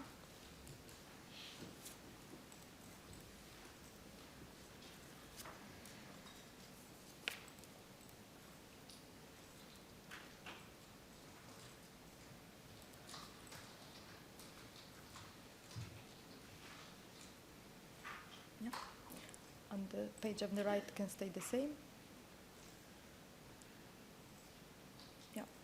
Have you reviewed this article, investigator?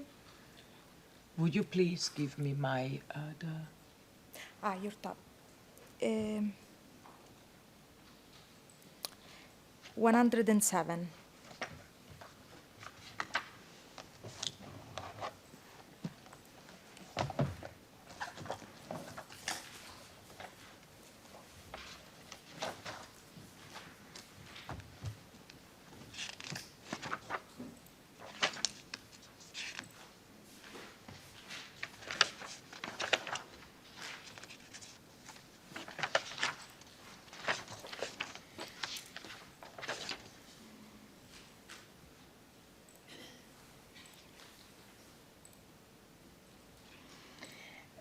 Your Honor, I cannot recall whether I have seen this particular article. I've seen so many.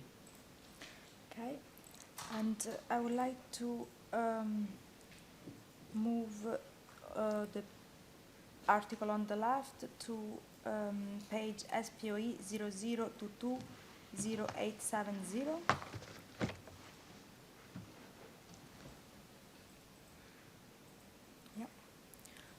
And based on what you see on screen, can you tell whether you recognize any similarities between the picture shown on the left and the page of batch 3, which is shown on the right? Yes, it appears to me it's the same document. Thank you. And I would like to seek admission of this press article with year and number SPOE 00220866 to 00220871.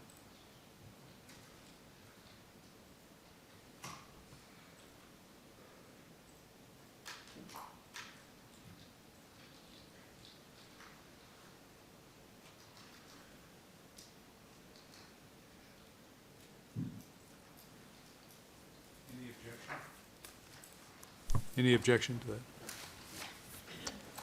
Exhibit is admitted. And that'll be assigned P 122, Your Honors.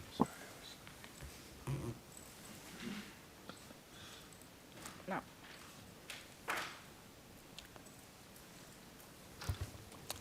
I would like to show to the witness a timestamp from a video, and the video is the one with year and number 08197904.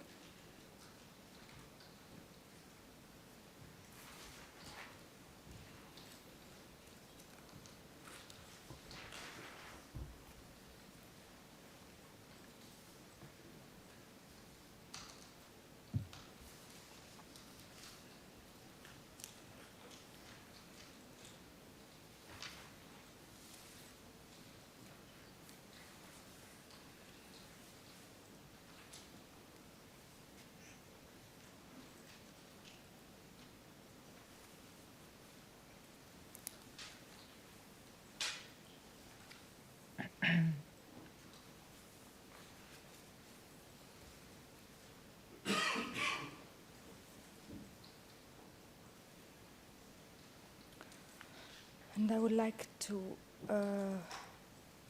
stop at timestamp 000023.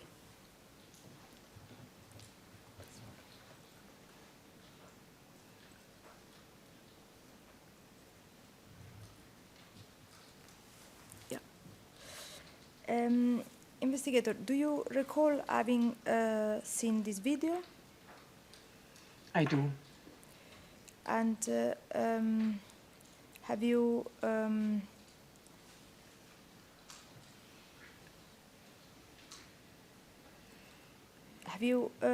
verified what's the origin of this video? Yes, I did. Do you recall that? The publisher? Yes. No, I don't recall it. Okay. My reference is the fact that in the description of this item, it's written that it was posted on the Facebook profile of Gucati&Haradinaj on the 20th of September 2020. Do you recall having verified that? Yes, I did. Thank you. Now, I would like to, for you to look at the image that is depicted at 000023 seconds. Can you tell what do you see on the picture? What I see is what appears to be a coordination request from the SITF. Okay. And based on what do you say that? It has the SITF logo. The outline is the same. The case numbers. It's dated 28th of May 2014 with place Brussels, addressed to the War Crimes Prosecution Office. Mr. Okay. Sorry, yeah. And I would like now to move to the image with timestamp 000026.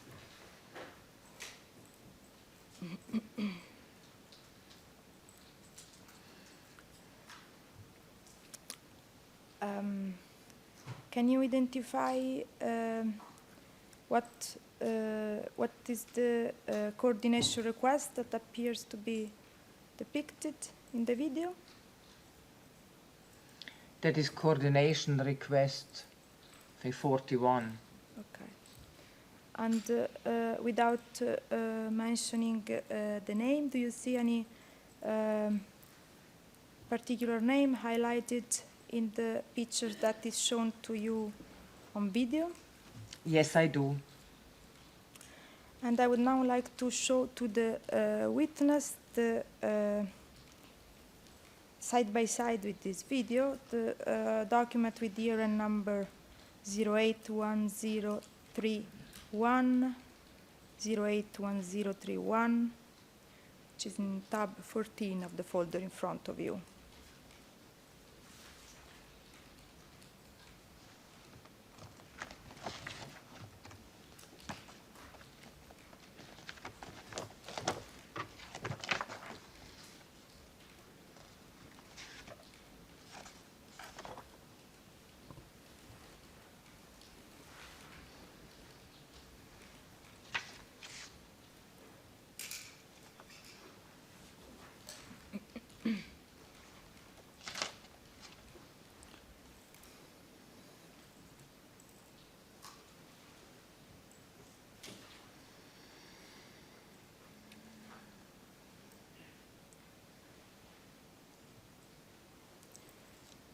And in the course of your review of this video, have you compared the images that appear on video with any of the pages in the batches that you have reviewed?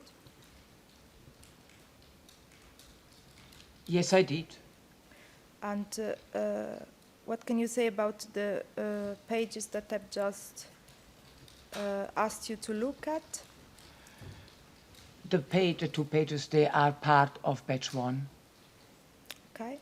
And do you see any resemblance between the picture in the video and the page from batch 1 that is shown on the right side of your screen?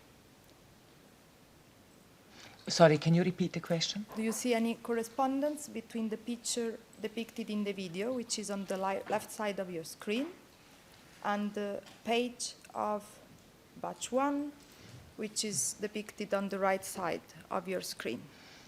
Yes, I can confirm that majority of the text is identical. Okay. And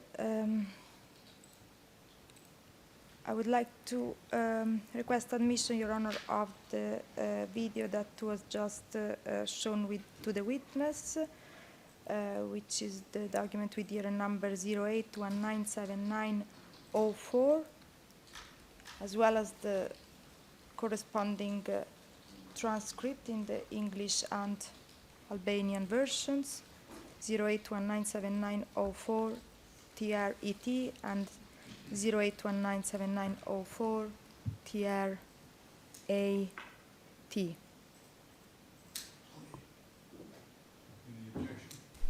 No, thank you.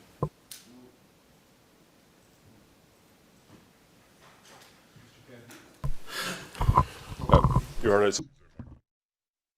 could just have 30 seconds Yes. and I'll come straight back.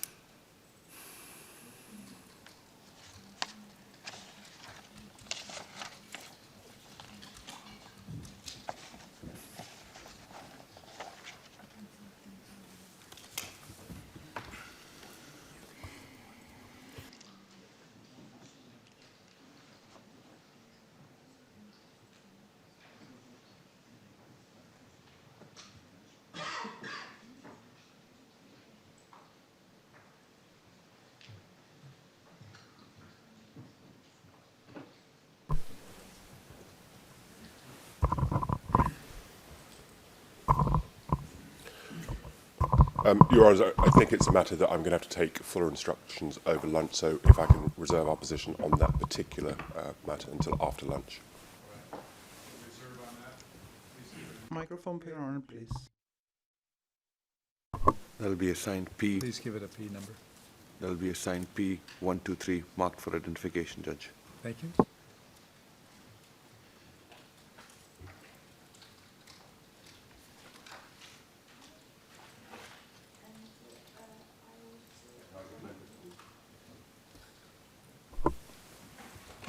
Okay.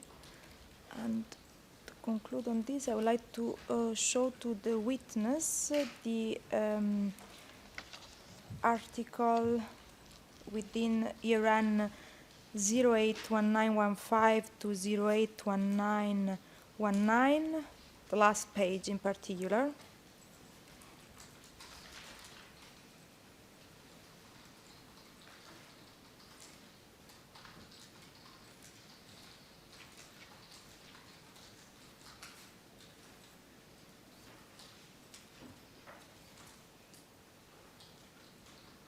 And I would need to show to the witness also the English translation, please. So that would be 081914, 081919 ET, the last page.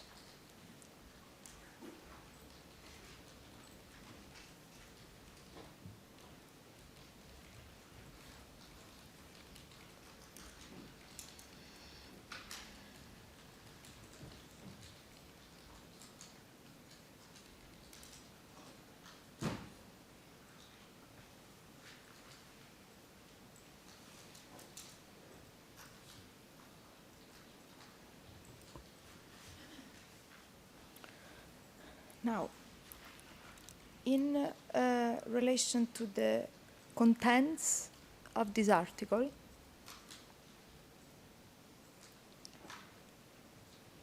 can you see whether the names of the individuals mentioned in this article match with the page of batch 1 that was just shown to you?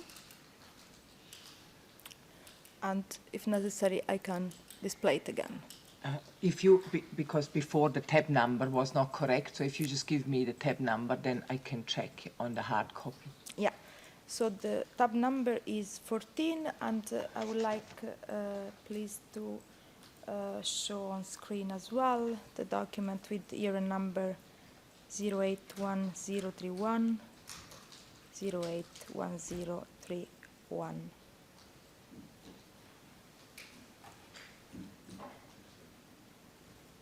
Your Honor, if I may, I think that the tab number 14 displays a different coordination request than the one you are referring to. Okay. But I can see Would the you be correct able one to on the see it on screen screen, again. Yes. Yeah. So this is the same coordination request that we looked at moments ago. Yes. That was relevant to the video that we just saw.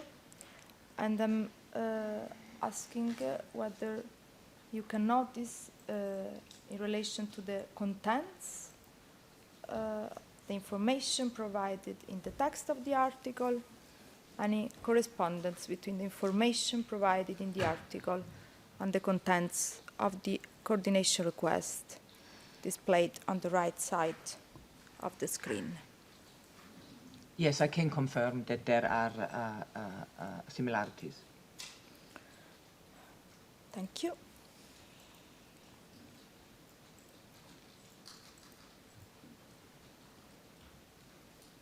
Maybe to clarify, the name is displayed in the article as well as in the coordination request number 41. Thank you. Now,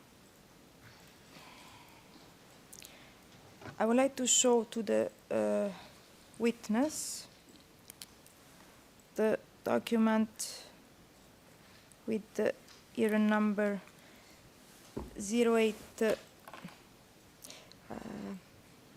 The article that we just mentioned, Your Honors, is already tendered for admission as an associated exhibit to the declarations of the investigator. But just to repeat, I would like to seek for admission this item as well. Any objection? No, thank you, Your Honour. In the interest of not wasting the court's time, we'll reserve position until after lunch. I'll be able to come back on all these points. All right. Thank you. We'll give it a number.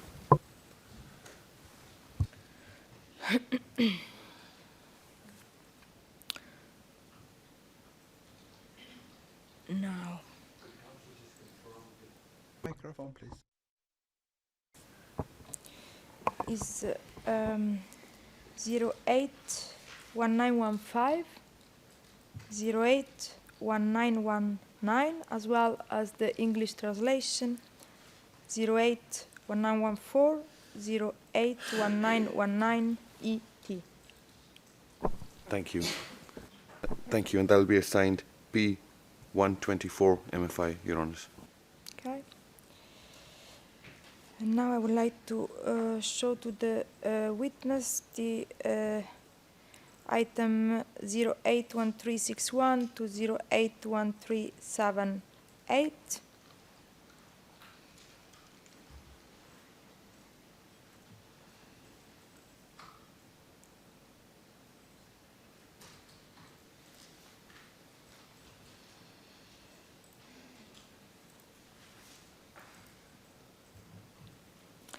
And in particular pages 081371 to 081373.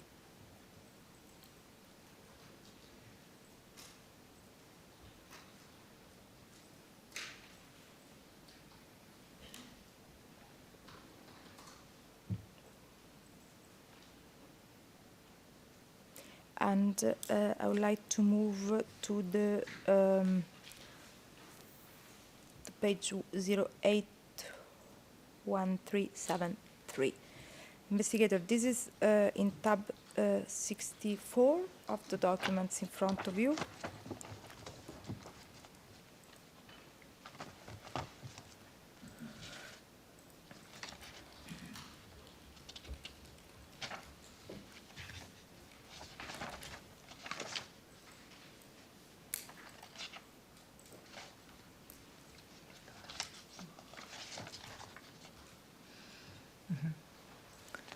Have you reviewed this article before? Yes, I have. And did you carry out your review in the same way as you described it in relation to the other articles? Yes, I did. Okay. And I'd like you to look at the picture on page 081373 and also request that one page of batch 2 is displayed on screen, so the full year-end range is 079512 to 080448 red, and the specific page is 080319.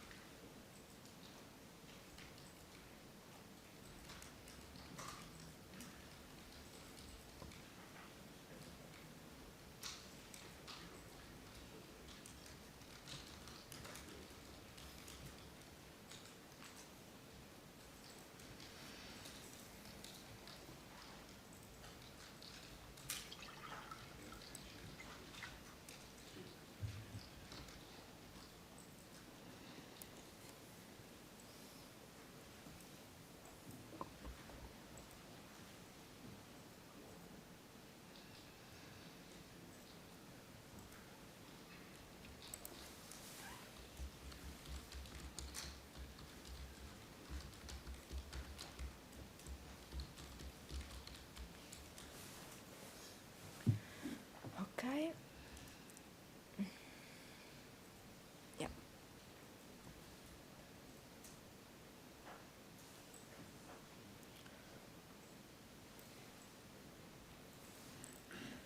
Now, looking at the 2 pages of displayed on screen, on the left the page of the article we just considered, and on the right side one of the pages of batch 2, based on the legible parts of the picture in the article. Can you tell whether you can identify any correspondence between the 2 pages?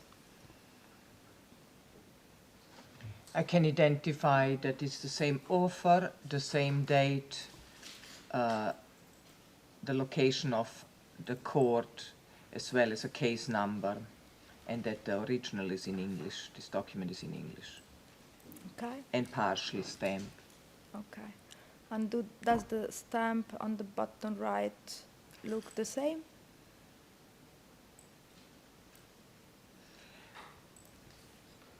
Well, I can't see it now, but when I reviewed it, I enlarged it on the screen. Okay. Thank you.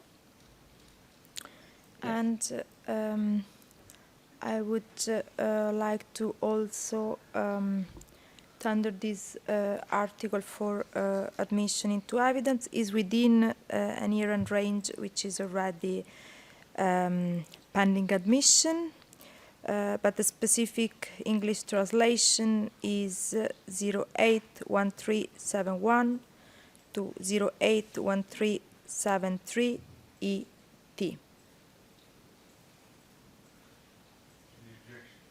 Any objection? No, thank you, Your Honour. Same position. I think there's some confusion as to what is in fact being admitted, so I will need time with Ms. Haradinaj at lunch. All right. Deferred. Grant a number. That'll be assigned P125 MFI, Your Honours. Thank you. Yeah. And Your Honor, before moving to the next matter, I noticed that English translations of some of the exhibits that have been tendered or admitted today need to also be tendered into evidence. And these are in relation to Exhibit P120. The relevant translation is SPOE 00220851 to SPOE 00220857 ET. In relation to Exhibit P121, the English translation is SPOE 00220858 to SPOE 00220865 ET. And in relation to exhibit number P122, the relevant translation is SPOE 00220866 to SPOE 00220871 ET.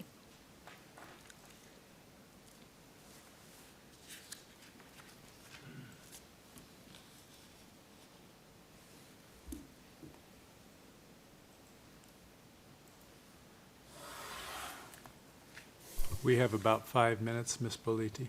Yes, and before moving to the next topic, I would request, Your Honor, whether it would be a good time to take a break now rather than starting a new line of questioning.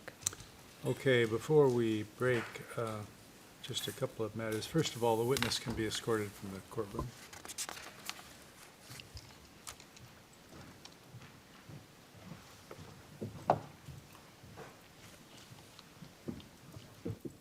Remember not to speak to anybody, Ms. Pumper. Remember not to speak to anybody about your testimony.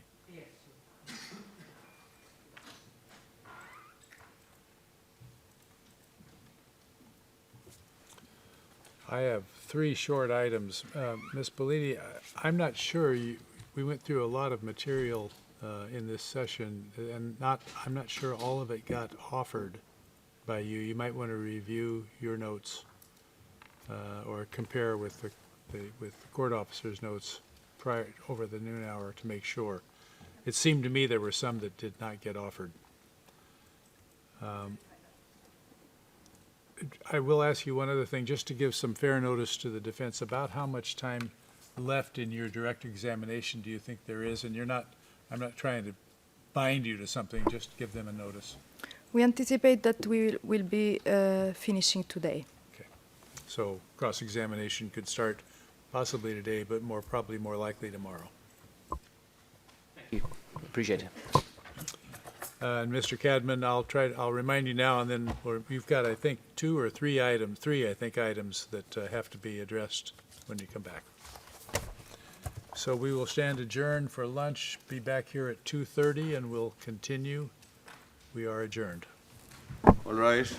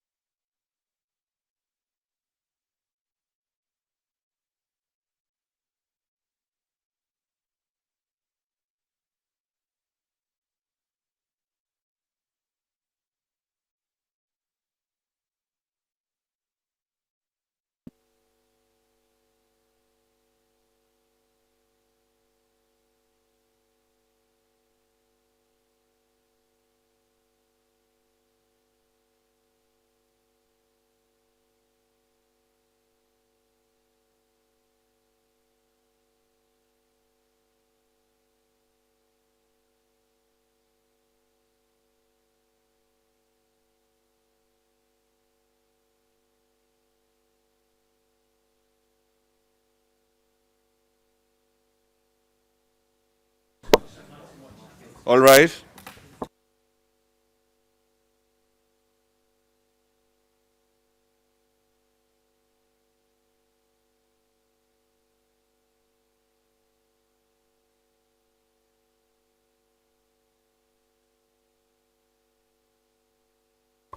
Be seated.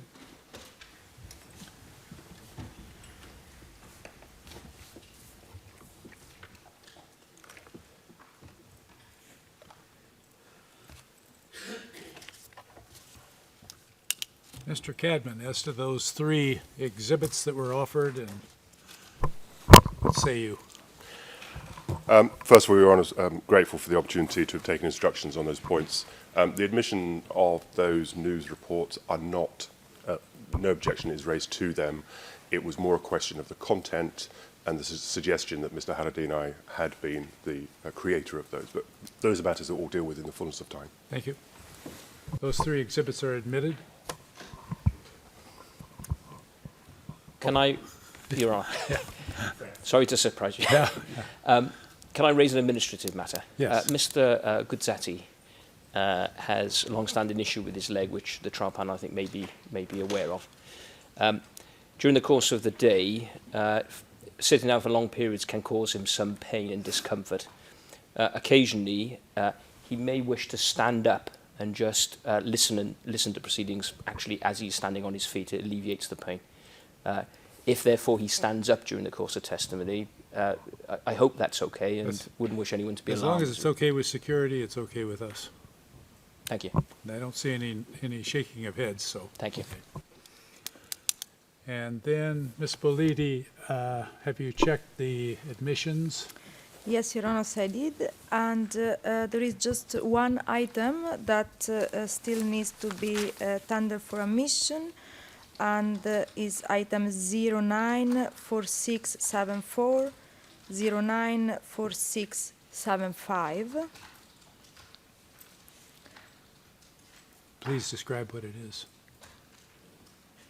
Please describe what it is. It's one of a letter from an international organization that was shown to the witness in the course of the day. Okay, any objection to that exhibit? I ask for admissibility on that exhibit to be deferred. All right, and if court officer would please mark, first of all, the three exhibits that we discussed with Mr. Cadman. Your Honors, P123, P124, and P125 will no longer have the status MFI. All right. And the last document that the specialist prosecutor mentioned will be assigned P125 MFI. And 126, Your Honors. And if I may, Your Honor, there were another number of exhibits that were mentioned in the course of the examination and that I didn't seek the admission of. That the reason for that is because they're all listed as associated exhibits to the declaration of the investigator, and the list of associated exhibits is included in the filing of the 14th of October, and this is KSC BC 2020-07 F00 802.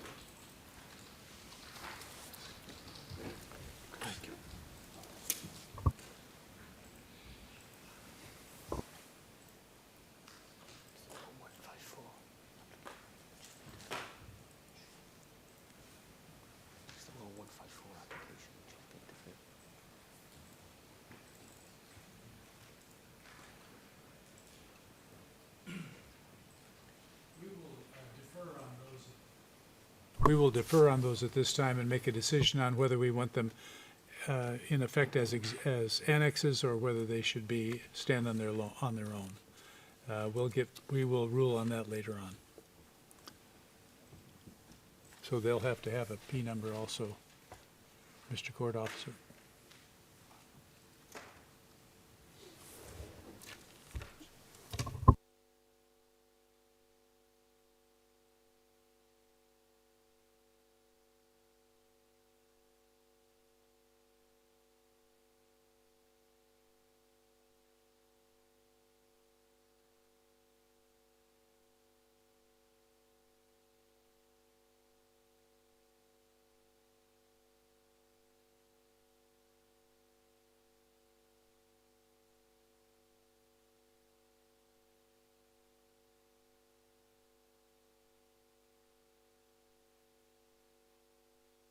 We will tender that as a 1P exhibit at this time and then make a decision on whether or not it has to be re-offered in on an individual basis.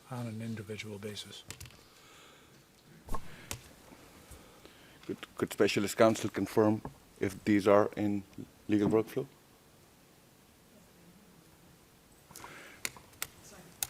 Yes, they are in legal workflow. Your Honors, they would be assigned P127 MFI. Thank you, Mr. Court Officer. And now, Ms. Bolidi, you may continue.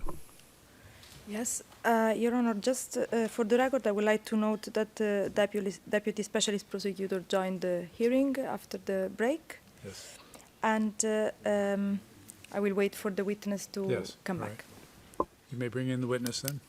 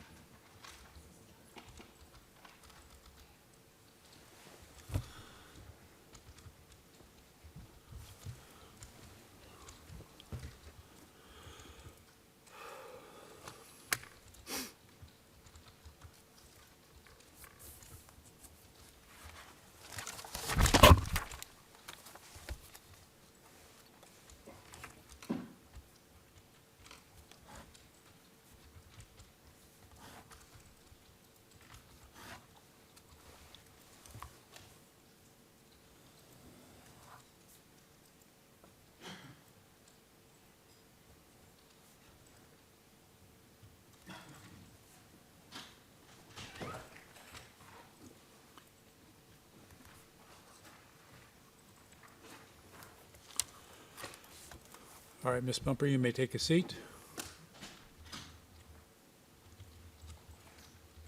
We are ready to continue with the direct examination of you, and Madam Prosecutor, you have the floor. I would like to show the witness the document with Iran 081915 to 081919. And this is tab 68 on your folder, investigator.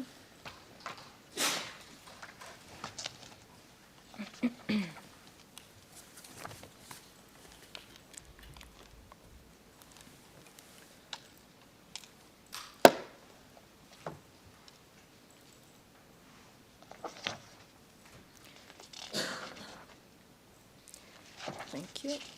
And I would like also to show on screen the declaration of 29 of October 2020 with Iran 084015 to 084026, page 084017.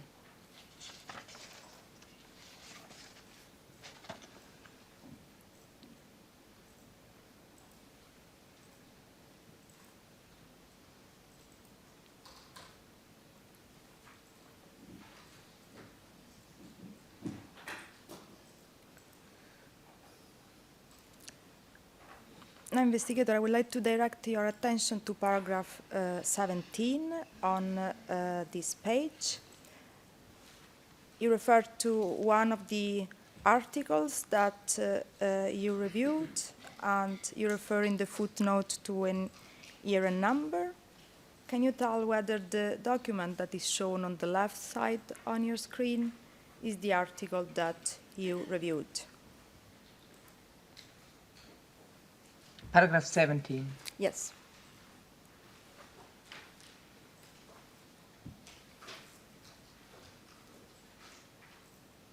And I would like, please, for the document on the left side of the screen to move to page 081917. Yes.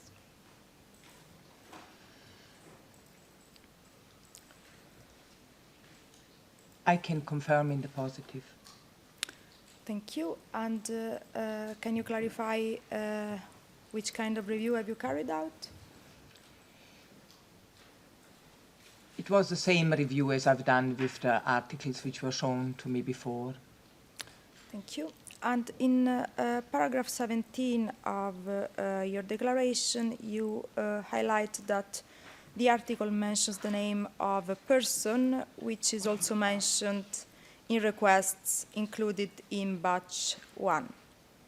Do you confirm this information? Yes, that is correct. And I would like now to show to the witness the document instead of the declaration. On the right side of the screen, the document with year and number 080992, 080992, which is tab 16 on your folder.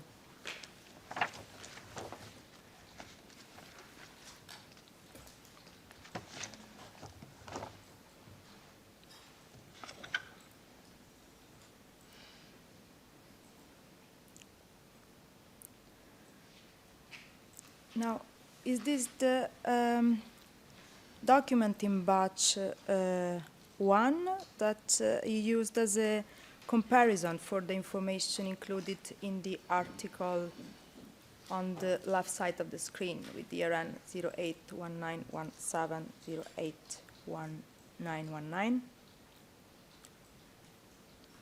That is correct, yes. Thank you.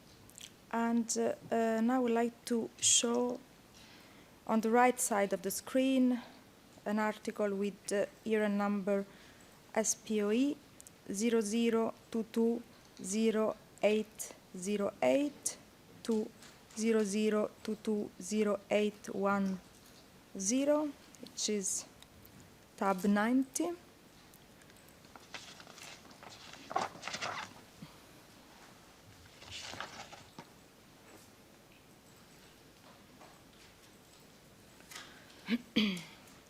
Investigator, this is an article that has been downloaded from the Facebook profile of Nazim Haradinaj. Can you confirm to have reviewed this article? Yes, I can confirm. And looking at both the first page and the subsequent pages, if possible, can you tell if the articles include the same pictures and information? Unless I'm looking at the wrong document, perhaps the prosecutor would like to look at the top of the page. It does not say what she's just said it says.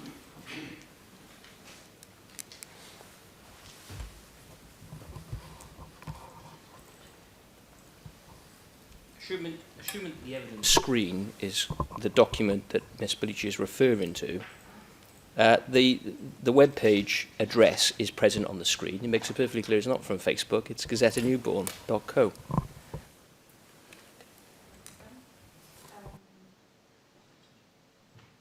Yeah, I understand. And my question to the investigator is whether she verified, based on the records concerning this article, whether this article was downloaded from the Facebook profile of Nazim Haradinaj.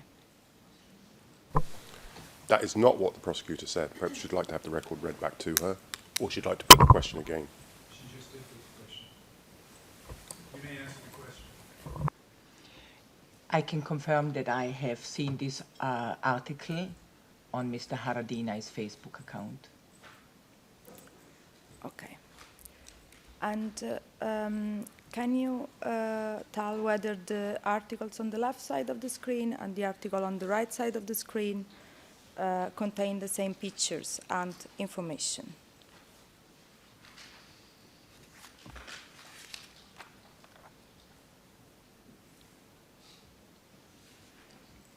I mean, I can see the first page and there is... Could we move to the next page for each side of the screen?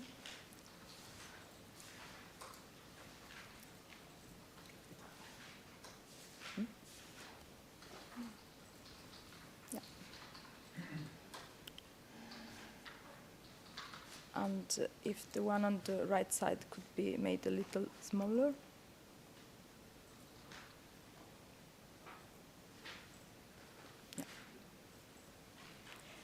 Or if it's more convenient, the tab in your hard copy folder is tab 19. I think there could be an error. Tab 19 is not that article. 90? 90? Sorry, I understood 19. No, 90. Sorry.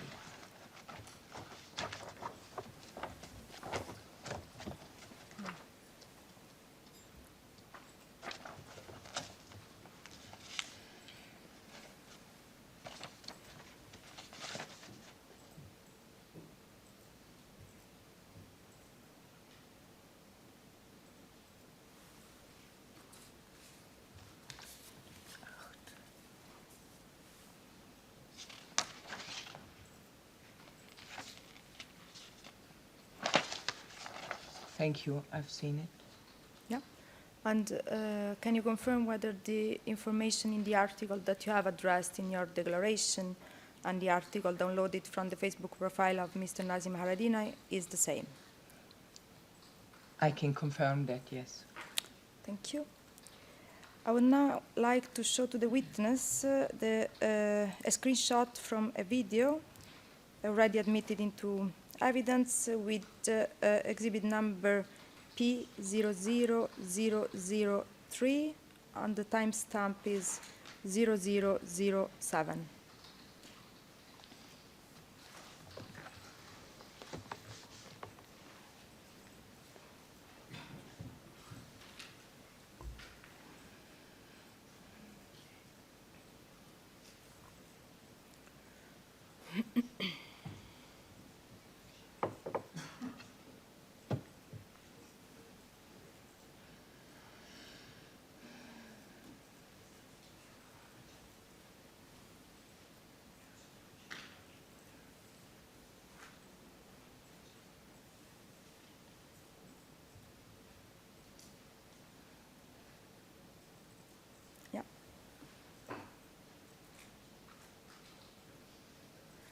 Thank you. And investigator, can you recognize the accused in this screenshot? Yes, I can. And can you tell who is the person at the center of the picture? It's Mr. Gucati. And can you say who is the person on the right-hand side of the picture next to Mr. Guzzati? It is Mr. Faton Klinaku. Have you ever met Mr. Faton Klinaku? Yes, I did. And on which occasion? Mr. Klinaku was the representative of the War Veteran Association when we conducted the search. Thank you. And I would like now to show another screenshot from another video. It's also admitted into evidence as it is the document, the video with era number P0007.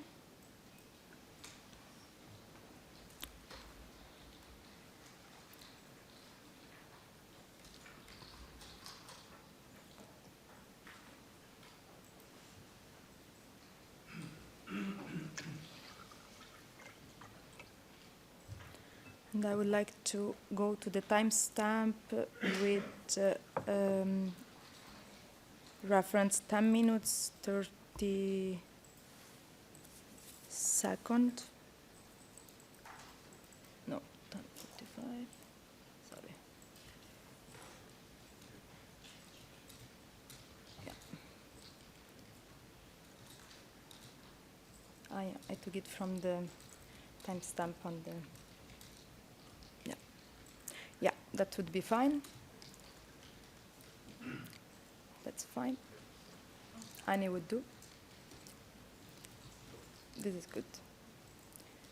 Yeah, so we are referring to the timestamp 15 minutes 45.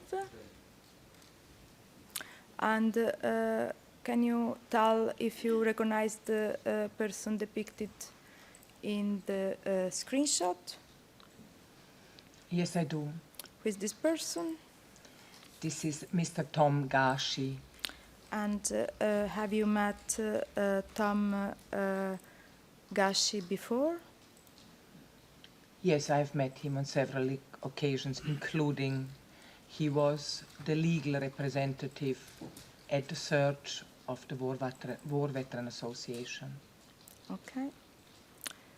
And now I would like to please go in private session for a brief moment. Mr. Court Officer, we will go into private session.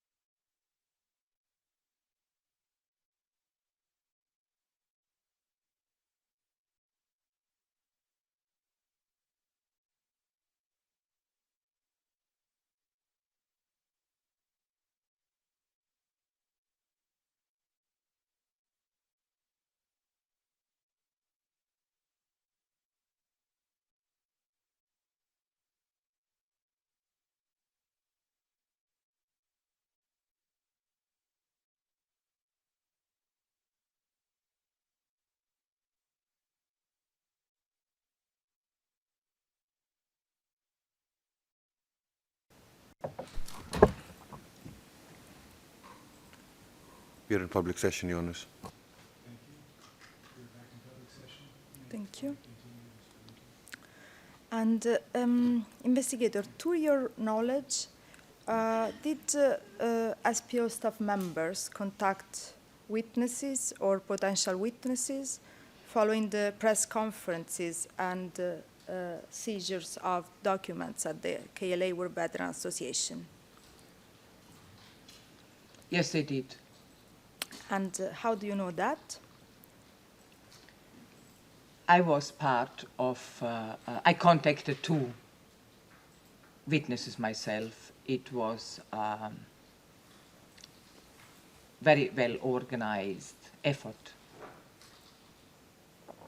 And can you tell who was involved in the office by mentioning their professional functions? To my recollection, the primary persons who called the individuals were to be prosecutors, and they were in company of investigators or a witness security officer. Okay. And how were these witnesses contacted? As far as I know, they were called. Were there any... And met, excuse me, and met. Okay. And why were these witnesses contacted? The witnesses were contacted as a result of the disclosures of batch 1, 2, and 3. Okay. And what was the purpose of these contacts? Well, the purpose of the contacts which I had is to contact the people and to talk to them about what had happened and establish what their feelings are about it and their position to it. Okay. And do you recall any, without mentioning any names, any specific examples of person that you had contacted told you? Excuse me, Madam Prosecutor, are you speaking about who she contacted herself? Herself. All right. Yes. I personally have spoken to 2 individuals, whereas one of them, this person was very frightened and very irritated about... Your Honour, can I raise an objection? Yes. Obviously, there has been a previous ruling regarding the production of statements made by third parties as reported in official notes. I understand the witness has given a brief account of the fact that she had contact with 2 witnesses. My submission would be that for the witness then to go ahead and give evidence as to what she was told, the statements being made to her, is in breach of the ruling that the court has previously made about the admissibility of such evidence. Your Honor, if I may, Yes. I'm not seeking for the admission of the records at the moment of these contacts. I'm just asking the investigator what her experience of these events was.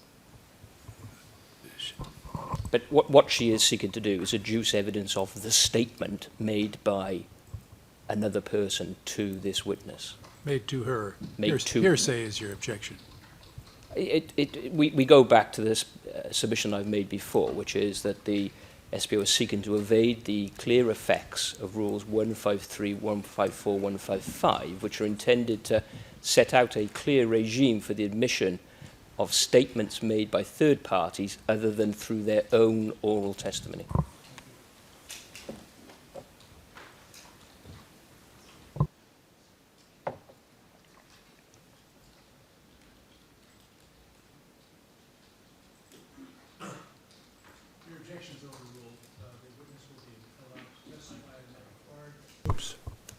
Microphone, please.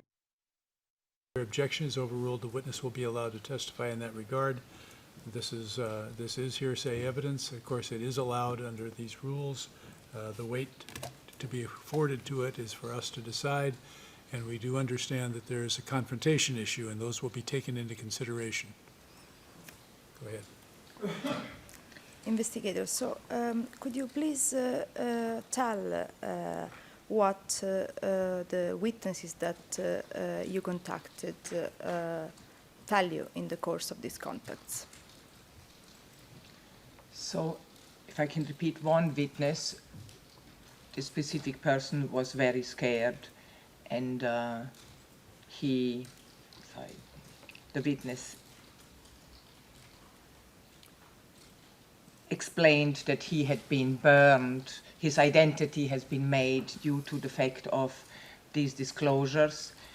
He asked me to return to the court and beg them not to call him as a witness because he feared for his life and for his family's life. And even to the degree that he asked me whether I could just simply tell the court that I couldn't find him. I've written a detailed note about this interaction. Thank you. I will now, Your Honor, just conclude my examination, and I note that in the course of today's session I have mentioned one more document that has not yet been tendered into evidence, and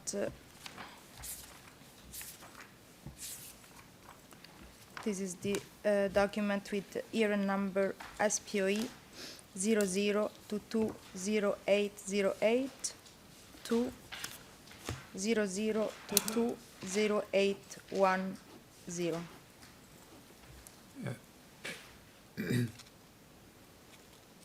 What is the document? Oops. Yeah. What is the document? Is the second article that was shown to the witness today and was downloaded from the Facebook profile of Mr. Haradinaj. Okay. Objection?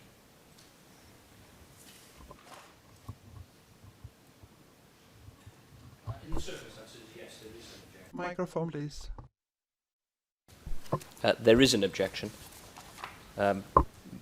We will submit that the provenance of that was not properly established. I would ask for a decision on admissibility of that document to be deferred and dealt with in due course. Could you elaborate on where you think the provenance is not established? Indeed. The provenance of the document on its face was clear. It came from GazettaNewborn.co, a publicly available website of a publishing house. It did not come from Facebook on the face of the document. There was no declaration that had been prepared ahead of today's testimony in which this officer set out that was to be her evidence. It's a matter that we've complained about before, and we repeat that complaint. Mr. Cadman.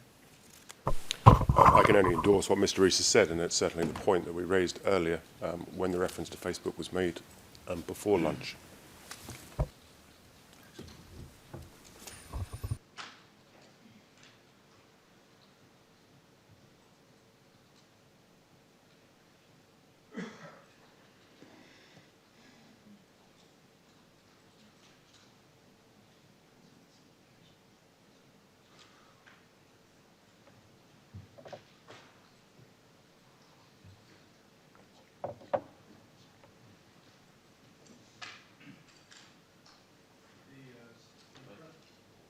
The provenance was established by this witness to a satisfactory extent for admission. That document will be issued. You, of course, can cross-examine and question the witness on this issue. Anything else, Madam Prosecutor? Oh, I'm sorry, we have to have a number given to that exhibit.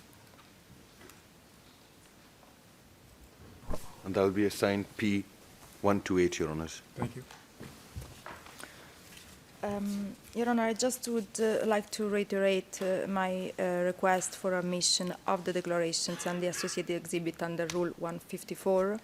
highlighting that determination on this matter would allow the prosecution to identify additional issues that need to be addressed with this witness at this stage. Thank you. Thank you. Previous ruling will continue to give the defense an opportunity to cross-examine this witness, and we'll bear in mind your request. Mr. Rees, are you ready to proceed? There are some administrative matters in relation to the finalising of our presentation queue, which I would wish to address. We have been, of course, dealing with testimony from a witness who, although we had disclosure of some exhibits, we did not have the assistance of advanced disclosure as to what she would say about them. I note that it is 3:10. I can start, if Your Honour wishes me to, and we can submit the presentation queue as it's presently in force, as it were, with a request, if necessary, to make further additions to it to follow. Or and my invitation would be that we rise at this stage and start afresh at 9:30 tomorrow. But I am in Your Honour's hands in that regard. I'll see what my colleagues think.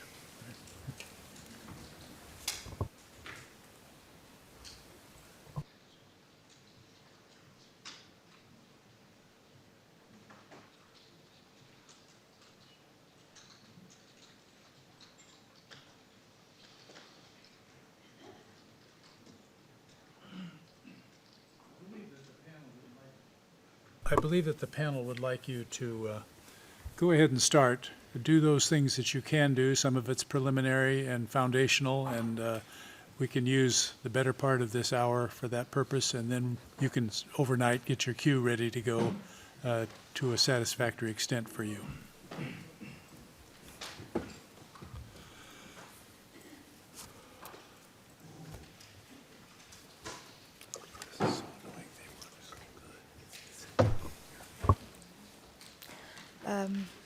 Your Honor, if I may. Yeah.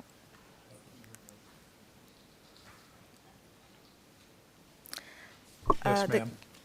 The Council mentioned that the presentation queue is not complete yet. We would still like to have the benefit of the part of the presentation queue that is already available in order to be able to address an issue that may rise. That seems to be a reasonable request.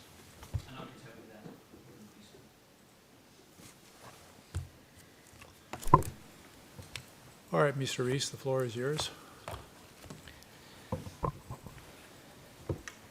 Ms. Pumper, firstly, forgive me if I am not pronouncing your name properly. Forgive me also if I mispronounce names in Albanian or in Serbian.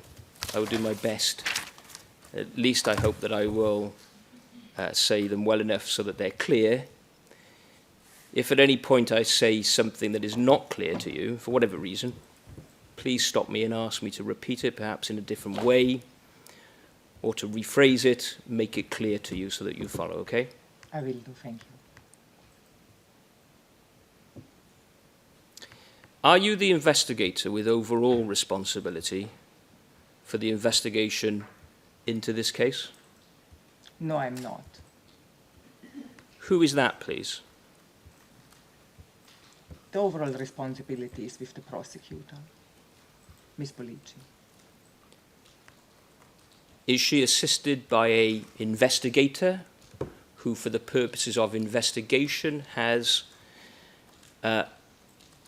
overall responsibility over other investigators? No, she's not.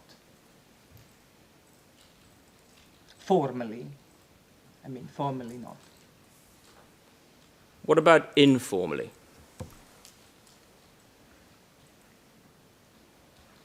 Well, I have been assisting her in this investigation, and there were quite a number of staff, and off and on occasion, whom I have supervised in their work.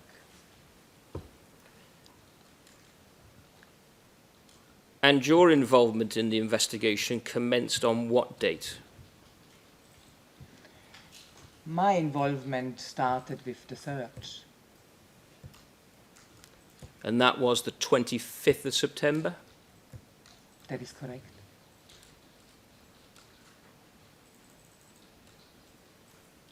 Can you help us? Who had overall responsibility for the investigation from the 7th of September onwards? I cannot really answer that because I've not been involved, so I don't know who was involved, but I would, of course, assume it's Miss Bolici. Are you able overnight to check any records so that tomorrow you can help us with a firmer answer?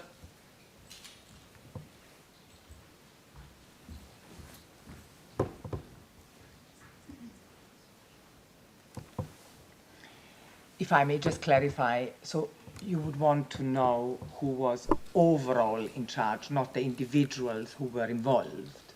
In the first instance, Your Honor, if I may, I have an objection to the counsel request that an investigator finds out information she does not have at the moment in the course of the break from between sessions.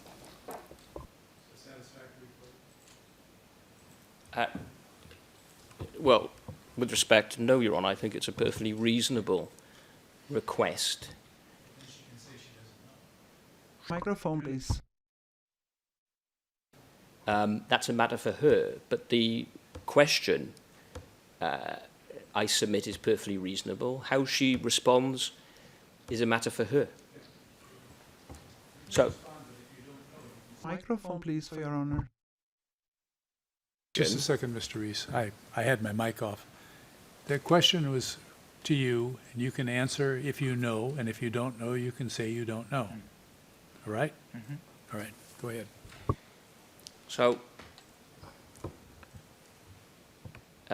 in fact, the last question I asked was whether you could assist us by checking records overnight so that tomorrow you can assist us with the question, who was given responsibility for the investigation from the 7th of September? And there is an objection to that. I just asked the same question.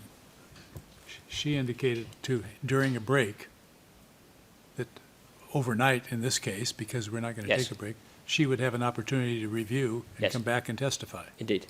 And that's okay. Yes. All right. Thank you. Your Honor, I'm just asking whether it's in the Council prerogatives to ask the witness to check records that she does not have at the moment, information that is not in the framework of her knowledge at the moment. It's being tasked to do. Microphone, please. Because I joined in that and I instructed her to do that. That's fine. We need to have an answer. Thank you, Your Honor. And do you know who on the ground was responsible from the 7th of September as an investigator to commence the investigation into what occurred on that day? Excuse me, on which day? The 7th of September being the first day, wasn't it, that the SPO became aware, it alleges at least, of documentation arriving at the KLAWVA that was the topic of a press conference held publicly on that day. I do not have knowledge whether there was an investigator on the ground at that day. Again, can you check the records overnight for us so that you can assist in the morning on that point? There is objection to all this line of questionings. The investigator can't be tasked by the defense counsel to go and check records that she does not have in her possession at the moment.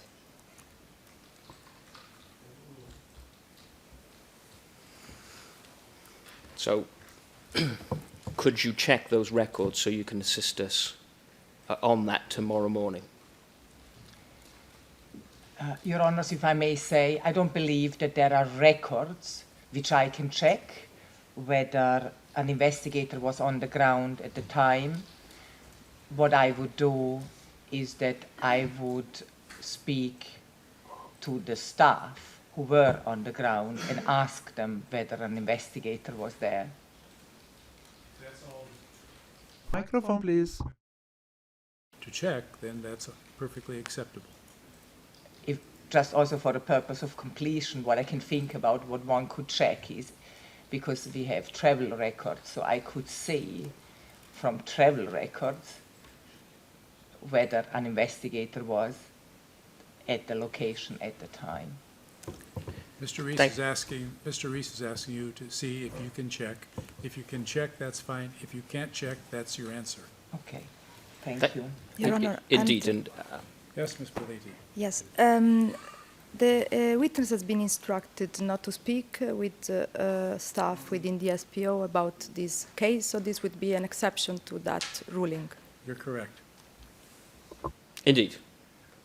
And obviously, if you make efforts at my request overnight, and tomorrow your answer is we have no record that assists us in identifying who was the first investigator asked to look into this, then please tell us that tomorrow. Yes. Do you use memos or actions, emails where instructions are sent to investigators as to, here is a task, please can you look into this? We have different forms of receiving instructions, how to progress our work. It's verbal, emails, written, memos. So you can assist us in reviewing those records so that tomorrow you can tell us who was the first investigator asked to look into this and when, yes? As I've mentioned, I will do my best to see whether I can find out. Thank you.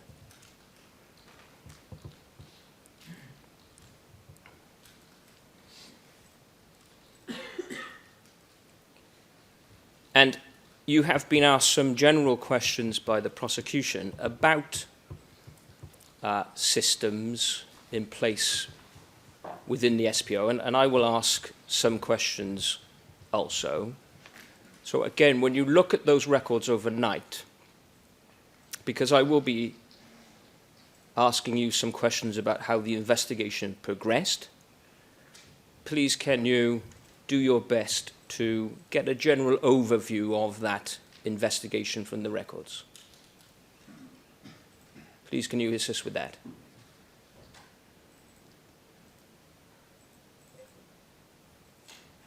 I will try. Thank you. Your Honor, it's not clear which kind of task. Yep. Microphone, please.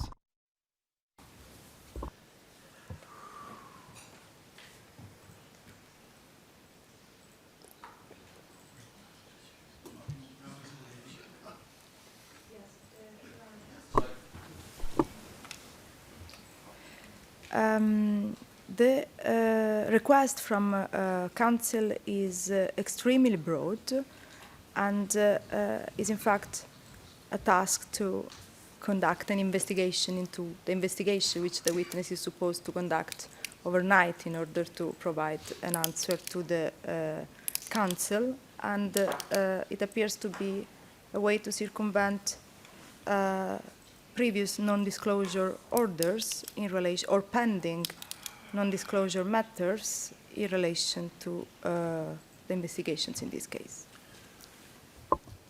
We won't be going into the internal work product of this office, but if she can assist us by finding out who the general process of investigation, I have no problem with that and will allow it. But we're not going to go into great detail on internal work product. And I believe that's what is worrying the prosecutor, and I don't blame them. Clearly, I can't predict the answers of the witness, but I do understand the point that Shora has made. And at this stage, I have only asked for I thought I made it clear, you to acquaint yourself, Ms. Bumper, with a general overview of the investigation so that I can ask some questions about, for example, the chronology of the investigation and steps taken. Okay? So I'd be grateful if you can assist with that overnight. Do your best. Yes, I will. Thank I you. have to get my mind around this task. I think let's move on to something new. She said she would try, and that's good enough. Thank you. And your role started on the 25th of September, and has your role since included the investigation into the background of the disclosures in September 2020? Would you please explain a little bit more what you mean under background of the disclosures? Well, I'll be specific. Thank you. Has your role in the investigation included the investigation into the process by which what has become known, helpfully as shorthand, as the batches came to be delivered to the KLA War Veterans Association? Objection, Your Honor. The matter is pending before the trial chamber about the relevance and materiality of an information concerning the process through which the batches arrived to the KLA War Veteran Association. The matter is not solved, and this is an attempt to elicit information which is currently not subject to disclosure. Microphone, please. We will be addressing those issues soon.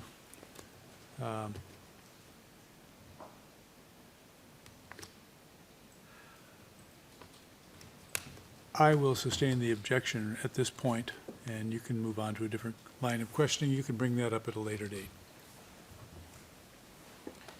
I follow, Your Honour, and I'm grateful for Your Honour effectively deferring that question for the time being, although we did note that at the beginning of yesterday's proceedings, Your Honour did expressly say that the panel would permit the question of whether any current or former member of the SPO or any private party acting under the instructions or control of the SPO delivered or provided the material in question to the War Veterans Association. So we have prepared accordingly on that basis. Microphone, please. You'll be able to answer those at a time. It's also, at this point, beyond the scope of the direct examination as well.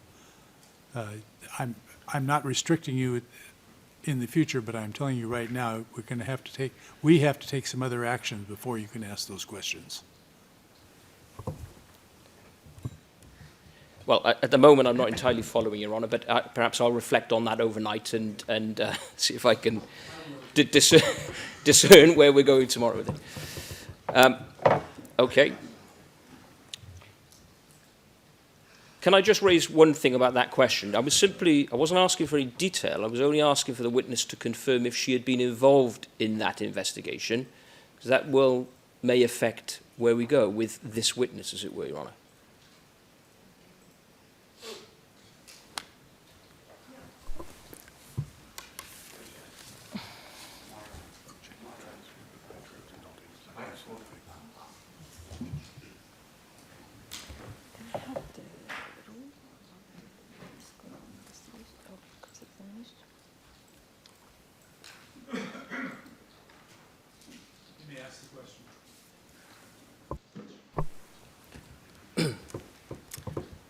So I am being specific, Ms. Pumper, and I'd welcome, at this stage at least, the specific reply.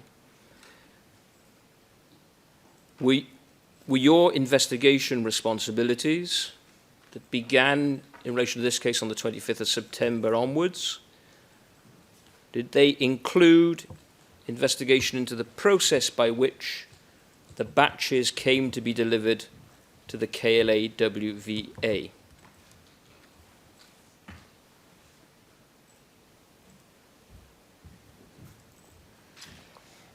When we conducted the search at the War Veteran Association, clearly.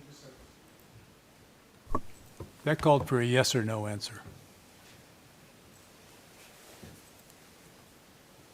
Yes.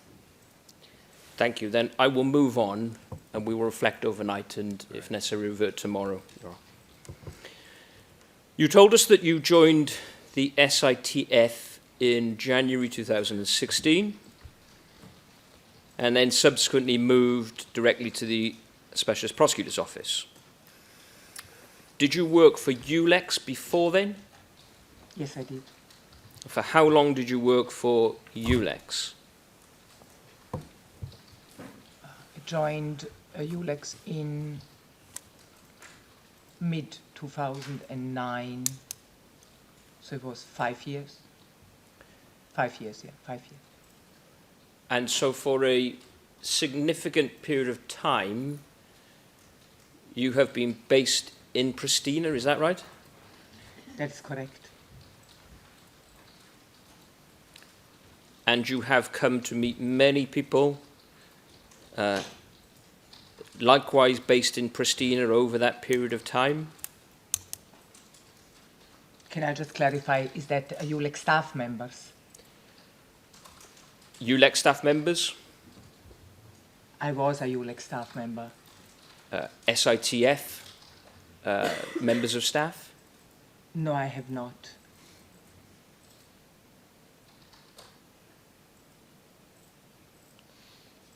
SPO members of staff based in Pristina? During my time in ULEX? Yes. No.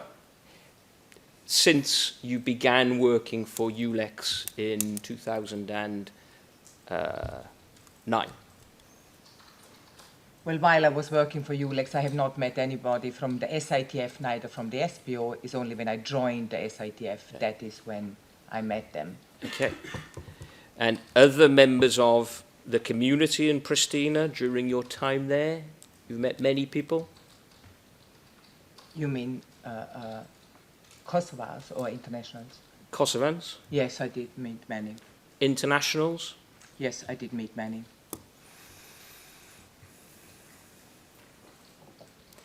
And at your time with, for example, the SITF and the SPO, you've worked closely with other officers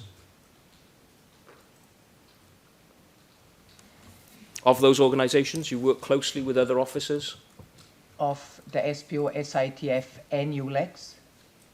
Well, I asked you about the SITF and the SPO, but you Yes, can I say did. about ULEX as well. You work closely with other officials?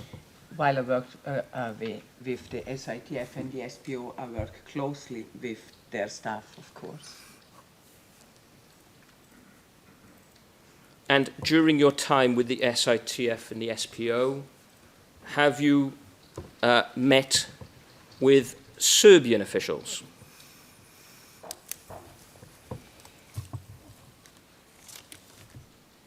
I think I have met maybe on 3 or 4 occasions with Serbian officials.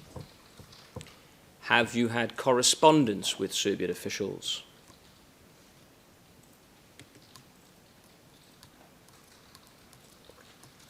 I don't recall.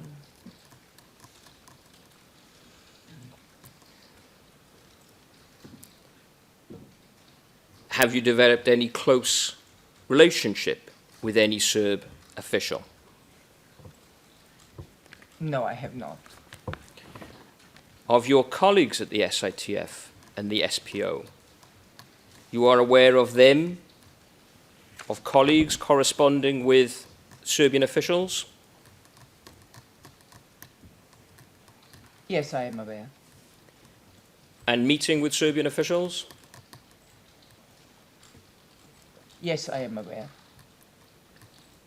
And any colleagues of yours at the SITF and the SPO building close relationships with Serbian officials? Would you please explain to me what you mean under a close relationship? A close working relationship? I'm not privy to that. A professional relationship? What I would understand, yeah, professional relationships are contacts with different entities, yes. Any colleagues of yours working regularly with a Serbian official or officials? Not that I'm aware of. Any personal relationships that you're aware of? Not that I'm aware of.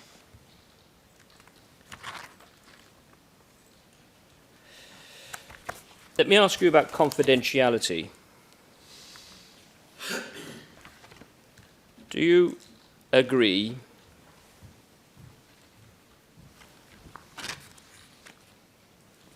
that documents, information, should only be classified as confidential where it's necessary to do so?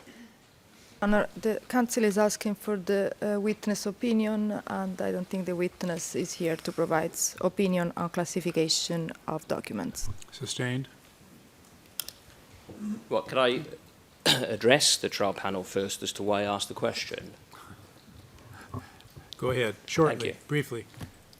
This witness has, of course, claimed that she has seen documents that she has described as confidential. I would like to explore with this witness her understanding of confidentiality. It is, of course, a matter for the trial panel ultimately to make a determination, but this witness has expressed a view on many, many documents, most of which, the vast majority of which, neither you or I or anyone else in this courtroom, at least on this side, have seen. That is why I wish to explore this witness's understanding of what is confidential.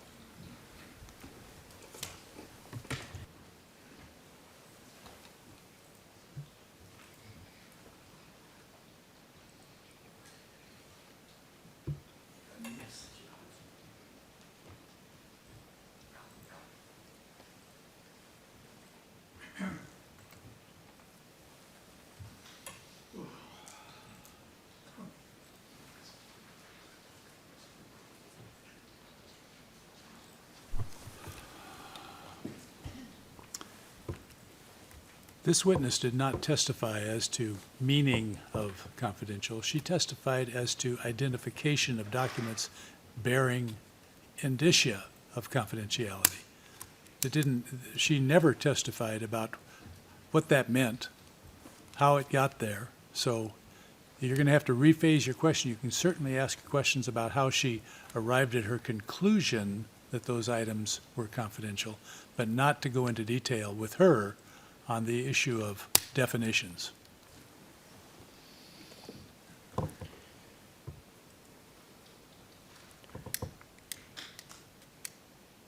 Ms. Bumper, when you were conducting your reviews, did you regard it as of any significance to consider whether the necessity of the application of any indicia of confidentiality to the document? Your Honor, there is an objection to this question too. It's beyond the scope of the examination in chief.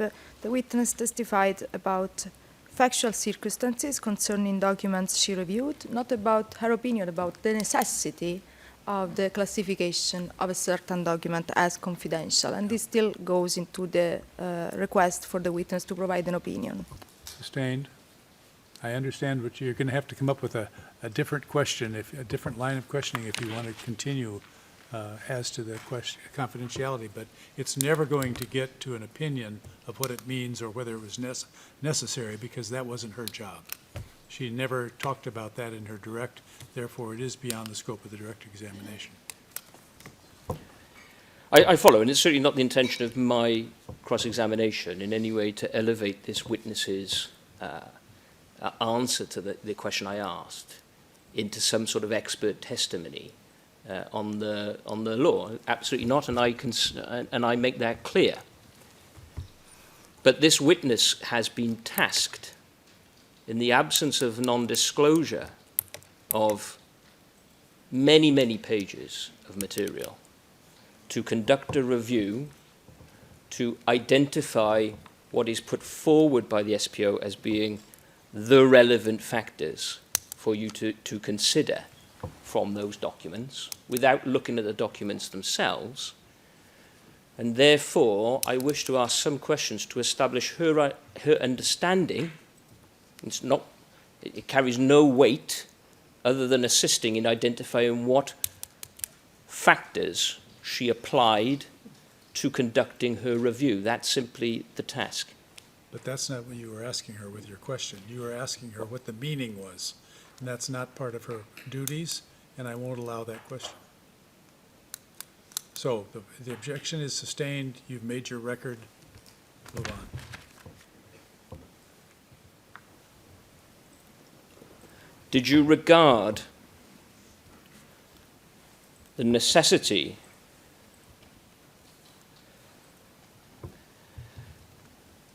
of the classification of any document as confidential as a relevant factor when you conducted your review? Your Honor, this is the same question put with other words, so there is a continuous objection. Sustained.